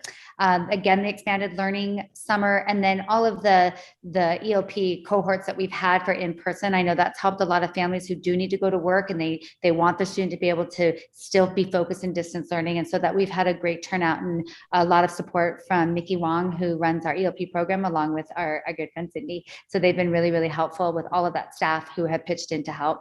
And then we look at our teachers union. I think it's really important to recognize when you go back and you think about when this happened, our teachers literally had not even a full day to rip things out of the wall, take things home, figure out what they needed, and get home and set up a classroom. There wasn't downtime. We just kept going. There was one day, thank goodness, it worked for us. It was the PD day that was going to happen on campus. They had one day to get it together, figure out how to do this and how they were going to pull it together. And they just kept it moving. And it wasn't easy, and it certainly wasn't perfect, but they worked really hard to offer our students that support and keep the learning going and keep the connection alive. And so we've been grateful to be able to offer them, as they come back and willing to be on our campuses, extra duty pay, because they're now taking on something else in addition to what they've already done. And so we're really grateful to them and grateful that we're able to offer that to them so that they can help support their students. So many of them are so excited to see these kiddos and get them, back into school and learning and that excitement. So we're very excited about that. And then, of course, our classified staff, we couldn't have done any of this without them. And we know that both of our groups, our 105 and our 823, they have been so instrumental in helping us with all of this. We've been able to keep them safe and modify their work schedules. We were able to they work maybe half of their time so that we could keep them safe and didn't have the exposure. And we never wanted to hurt their pay. We always wanted to make sure we were keeping, what we had agreed to give them, but not, have them just show up on campus just to be there. We wanted to keep them safe, and we were able to do that. And then when it first happened and we had our departments coming in, we did offer that time and a half for that period where our members that needed to be on campus, we weren't ready to shut down. We didn't have technology set up at home. How are we going to pay people? How are we going to pay bills? Our food services staff, who never missed a beat, they just showed up and kept serving food to our families, and they were there. How are we going to compensate them? And so we were able to do that as well. And then provide work at home accommodations for many of the members who could work from home. And then the other thing that we also did for our staff was offer that ELP childcare for them. So our staff never had to worry if they needed to come to work and they had no one to watch their students while their students, were back or not in school, they were doing distance learning, they were able to come into our ELP environment. So we're really excited as we look back, and we're excited that hopefully it's over, but we're really grateful that together as a team, we really are one group, and all means all of us. And moving forward, that we have a plan and we have some resources now to be able to help our students and help each other get back to where we want to be. So speaking of next year, here's where we landed with this last survey. You can see the interest in returning to in-person, and then there is still a good portion of our families that really believe that they're not going to be ready to have their students start back for distance learning. So our hope, as we mentioned in the parent webinar, was to be able to offer both separate from each other. We would have a virtual learning academy, and those students would stay in a virtual setting. They'd have to pick a designated amount of time just for staffing. We would be able to rotate back and forth. And then we would try to get back to our in-person learning as normal of an environment as possible to be able to service those majority of families. That is our COVID update for this board meeting. Any questions or any comments from anyone? No? Well, thank you very much. Very good information. Appreciate your sharing what's going on. Thank you. All right, we are going to now move on to the discussion action portion of our agenda, starting first with the category of administration. Item 22. Matt, you forgot discussion is Williams. Oh, I'm sorry. Skipped over that. That was it. Because you're right. I'm sorry. We have next item 21, the Williams complaint, and there are no complaints to review. So Correct. That's that. There you go. Sorry, my mind went through too quick. Okay, so with that, we're on to item 22, which calls for a motion to adopt resolution 2021-17 proclaiming the week of May 3rd through 7th as Teacher Appreciation Week. May I have a motion and a second on that, please? A motion from member Georgino, a second from member Sneed. And I will go ahead and call for the vote. Student member Lee. Yes. Okay. Member Lynn? Yes. Member Sneed? Yes. I'm a yes. Member Espinoza? Yes. And member Georgino? You're muted, but I saw you say yes. So the motion carries 5-0. Thank you. Moving on to item 23, it calls for a motion to adopt resolution 2021-18 proclaiming the week of May 16th through the 23rd as Classified School Employees Week. May I have a motion and a second to approve, please? I see a motion from member Sneed and a second from member Espinoza. Any comments or questions on this? I will go ahead and call for the vote. Student member Lee? Yes. Member Espinoza? Yes. Member Georgino? Yes. Member Lynn? Yes. Member Sneed? Yes. And I'm a yes as well, so that motion carries 5. So thank you. Moving on to item 24 in the area of business services, and we are going to discuss and be asked to approve a smart finance online business solution vendor per the recommendation. So I guess we'll have the presentation and then I'll call for the motion. Okay, that'll be me. Give me 1 second, please.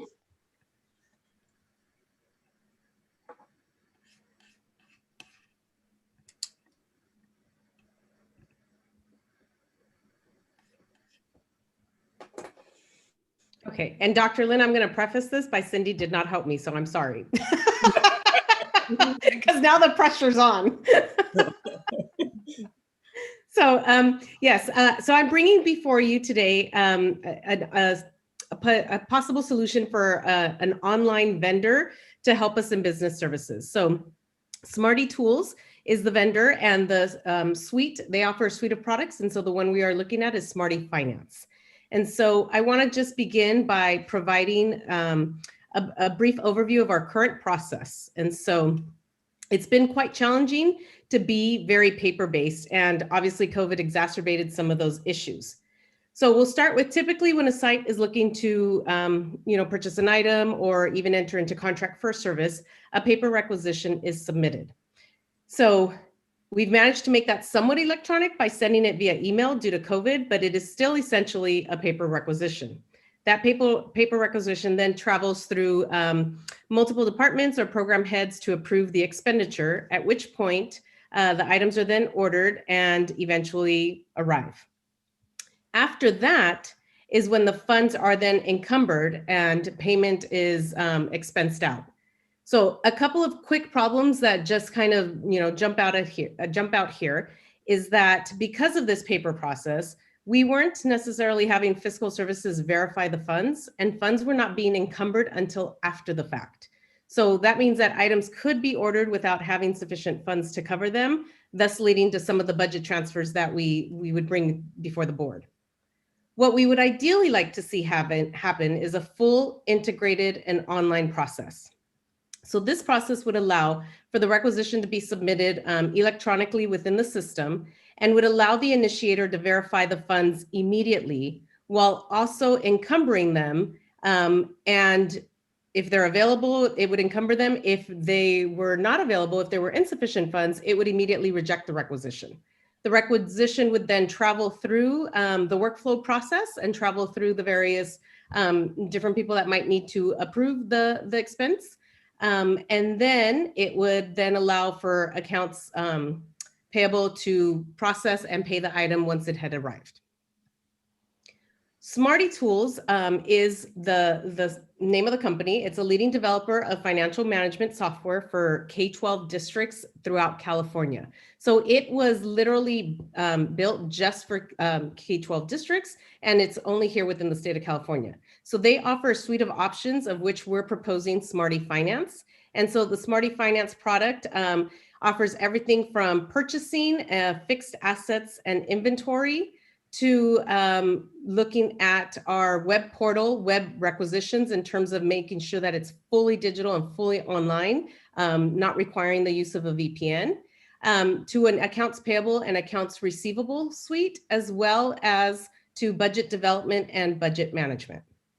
So we're going to take a little bit of time and look at each of these main components. So we'll start with purchasing and fixed assets. So the beauty with purchasing and fixed assets within Smarty Finance is that it would allow us to simplify the requisition process, as I kind of detailed in what we would like our ideal process to be. So it would ensure a streamlined approach while allowing us to remain fiscally solvent and compliant. POs would be generated as a specific PO or a blanket PO if costs, and we could break out costs by percentage, by dollar amount, by various different line items.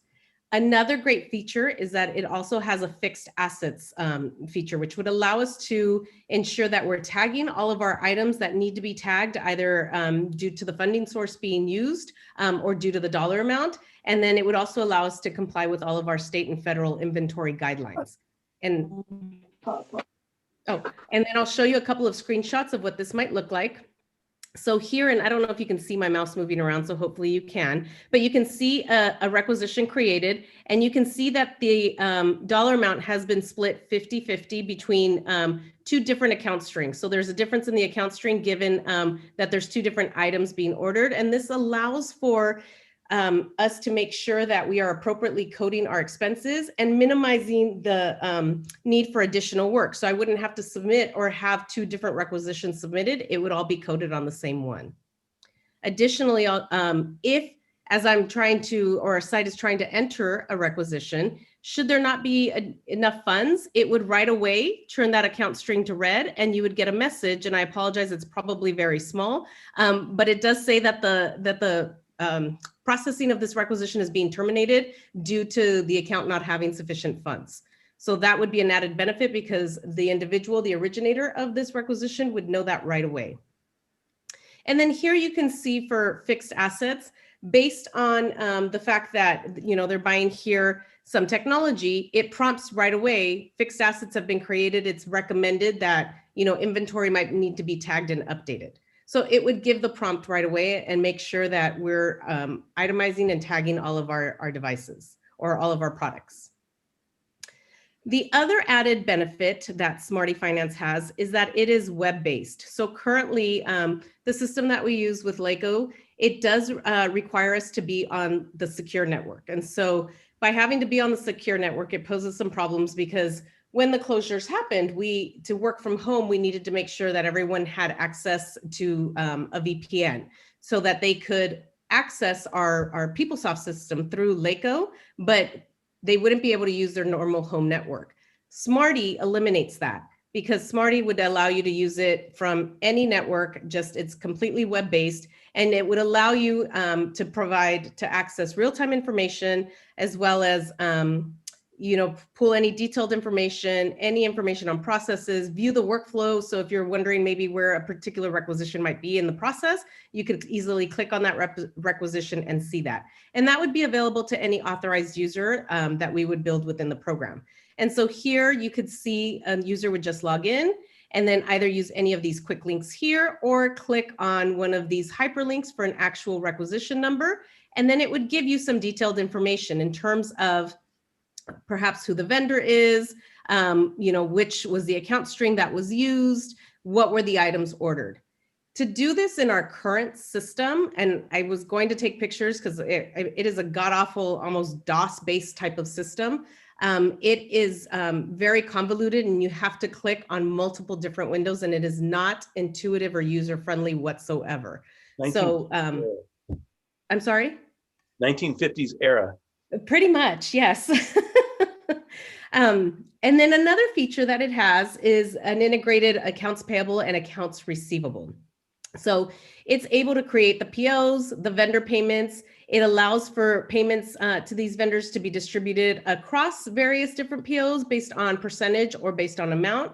And then it can also designate a PO to be closed with a final payment entry. So here you can see, a variety of different POs, but if it's going to be final payment, you can just easily just click off final payment and then it will close out that PO. And then here you could actually see where if you wanted to search for an individual vendor and what payments had been made, it would go ahead and pull up those payments based on POs as well. So it's very user-friendly, very intuitive. And then again, another feature I want to highlight is its ability for budget development and budget management. And so here it provides specific functions and reports when developing new budgets, and also allowing for multiple different what-if scenarios. It also provides the ability to auto-generate benefits and allows for imports, exports, and potential budget revisions. And so on this next slide, I'll show you just a screenshot of what the budget development and management image would look like for a what-if scenario. So if I wanted to create a what-if scenario and I could name it whatever I wanted to name it, and then let's say that I'm looking, as we're in negotiations and we want to price out what a percentage increase might look like, or if we're looking at one-time dollars, I could use either my actuals or the budget. I could look at whether it's going to be a working budget that we're working with or our approved budget for our current year. And so it allows you to do all of these different scenarios right within the system, and it's real-time information. So it's a great tool. And so, as I mentioned early, it is fully online. So it does eliminate the paper-based methods that have pretty much crippled us. And it provides our sites and departments with much needed control and oversight within their budgets. And again, it also provides that real-time access. And the number one best feature is that it is fully integrates with LACO's system. So it wouldn't have to be something extra or additional that we would do. It is something that processes on the back end with that integration with LACO. And so we are confident that this would help update many of our systems and allow us to make sure that we're following sound fiscal processes. And that's all I have. So if anybody has any questions. Get the words right out of I have a question. Well, a great presentation, if I may. And I like the fact that there's a LACO integration, not just, we're not talking about PeopleSoft anymore. They're phasing that out. No. It also integrates with BEST. Yes, right. We did verify that. And there are districts that were in the previous waves and they are not happy with BEST. You went from 1950s to 1960s. Well, away from the DOT system, the command line system. But I'm glad that LACO has moved away from PeopleSoft. I know requisitions can be handled through the BEST system, but it sounds like the Smarty, I'm going to say Smarty Pants, but what is it? Smarty Tools? Yes, Smarty Tools is the organization, the company, and then Smarty Finance is the piece we're looking to purchase. Okay, Smarty Tools. What I like about it is that you could develop budgets, and there's the fixed asset tool that BEST doesn't have. There is certain value added. And I think in one of those slides, fine print, it says comma separated values, CSV integration. The CSV files. So is that something that the technology department will have to upload on a nightly basis? No, so it's all processed on the back end and it'll be through fiscal. So IT would not have to do any type of uploading or anything like that. Okay. And the last thing I want to mention is that since it's web-based, I understand that, is it correct to understand that the malware, ransomware situation is minimized? Yes. Yes, and everyone would have, all authorized users would have access to it, and you would not need the VPN. So you would be able to access it from home should another pandemic end up coming around. And there's nothing stored locally that Correct. any ransomware would say, look, pay me $100,000 so I can release your data. So it's Correct. everything's backed up on the web, and that is certainly a strength. Mm-hmm. Thank you. Yep. Are there, Donna? Yes, will the reports that we receive with our agenda packets and that are visible to the public, will those look any different? Which reports is specifically? Well, we get the, what is it, the payroll, the warrants, the contracts, the purchase orders. So some are generated by us, and so that's another piece, because some of it is honestly done on Excel, because we are very much a paper pencil type of situation.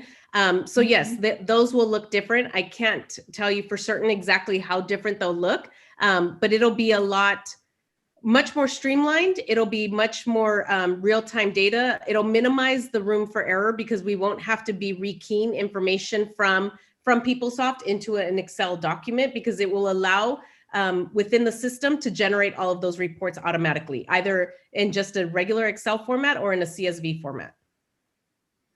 Okay, well, I'll just let you know, I hope they look different, and I hope they're more transparent to the public, because I think they're really kind of hard to understand. So yes, what will look very different is I don't know if you've ever seen what the sites get in terms of their budget reports, but it's very static information, and it is very convoluted and hard to read. And so they'll get their budgets, emailed out weekly, and when they get it, the information on there is at least 2 weeks old, if not more. Okay, all sounds good. Yep. Are there any other questions? No. Okay, so to summarize, we're being asked to approve the purchase of Smarty Finance and pay for it over a 5-year plan with an annual cost of $34,660. Correct. May I have a motion and a second to approve that, please? Motion from Member Georgino and a second from Member Espinoza. Beat you by a hair, Mike. I will go ahead and call for the vote. All right. I'll go first. I'm yes. Member Espinoza. Nicole, Yes. Nicole. Oh, thank you very Nicole. much. Nicole. Yep. Student member Lee. Yes. Okay. Then I'm a yes. And Member Espinoza. Yes. Yes. Member Sneed. Yes. Member Georgino. Yes. And Member Lynn. Yes. Okay, so the motion carries 5-0. Moving on to item 25, which calls for a motion to approve budget adjustments for the 2020-21 fiscal year. A motion and a second, and then I'll ask Mercedes if she cares to say anything. A motion to approve, please. Motion from Member Georgino. And a second from Member Sneed. Okay, are there any comments that you'd like to make, Mercedes?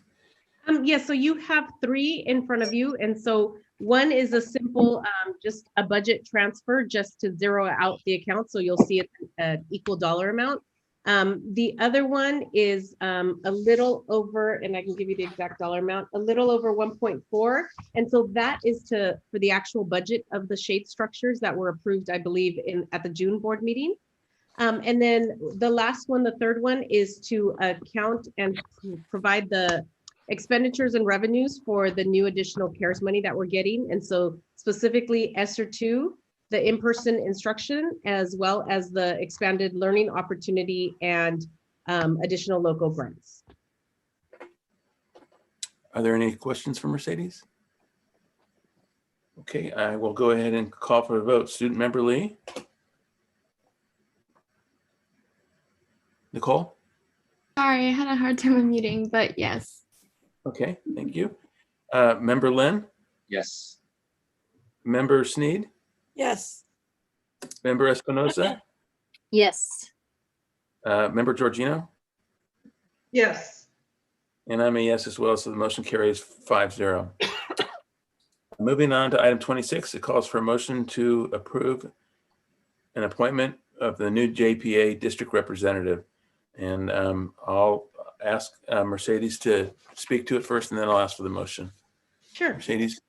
Sure. So typically this is done at the annual reorg meeting, the annual reorganization meeting that we is typically in December. And so this was done this last December. However, with the departure of Mary Ann, we needed to appoint a new voting members.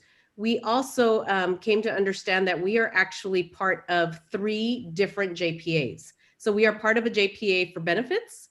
We are part of a JPA for workers' compensation, and we are part of another JPA that is part of property and liability insurance. And so as we realized this and started to determine this, we decided that it would be best to make sure that the people directly overseeing this were the ones that were the representatives. So you'll see that we have specific people that we are asking to be approved as the voting members. And so for benefits, we have Ms. Getty and Ms. Juris Burgos over in HR. And then for workers' compensation, we have Mari Montgomery along with Maria as the alternate. And then for property and liability, we have Mari Montgomery along with myself. Are there any questions from Mercedes on this item? No? Okay, I will go ahead and call for a motion in a second then to approve the recommendations.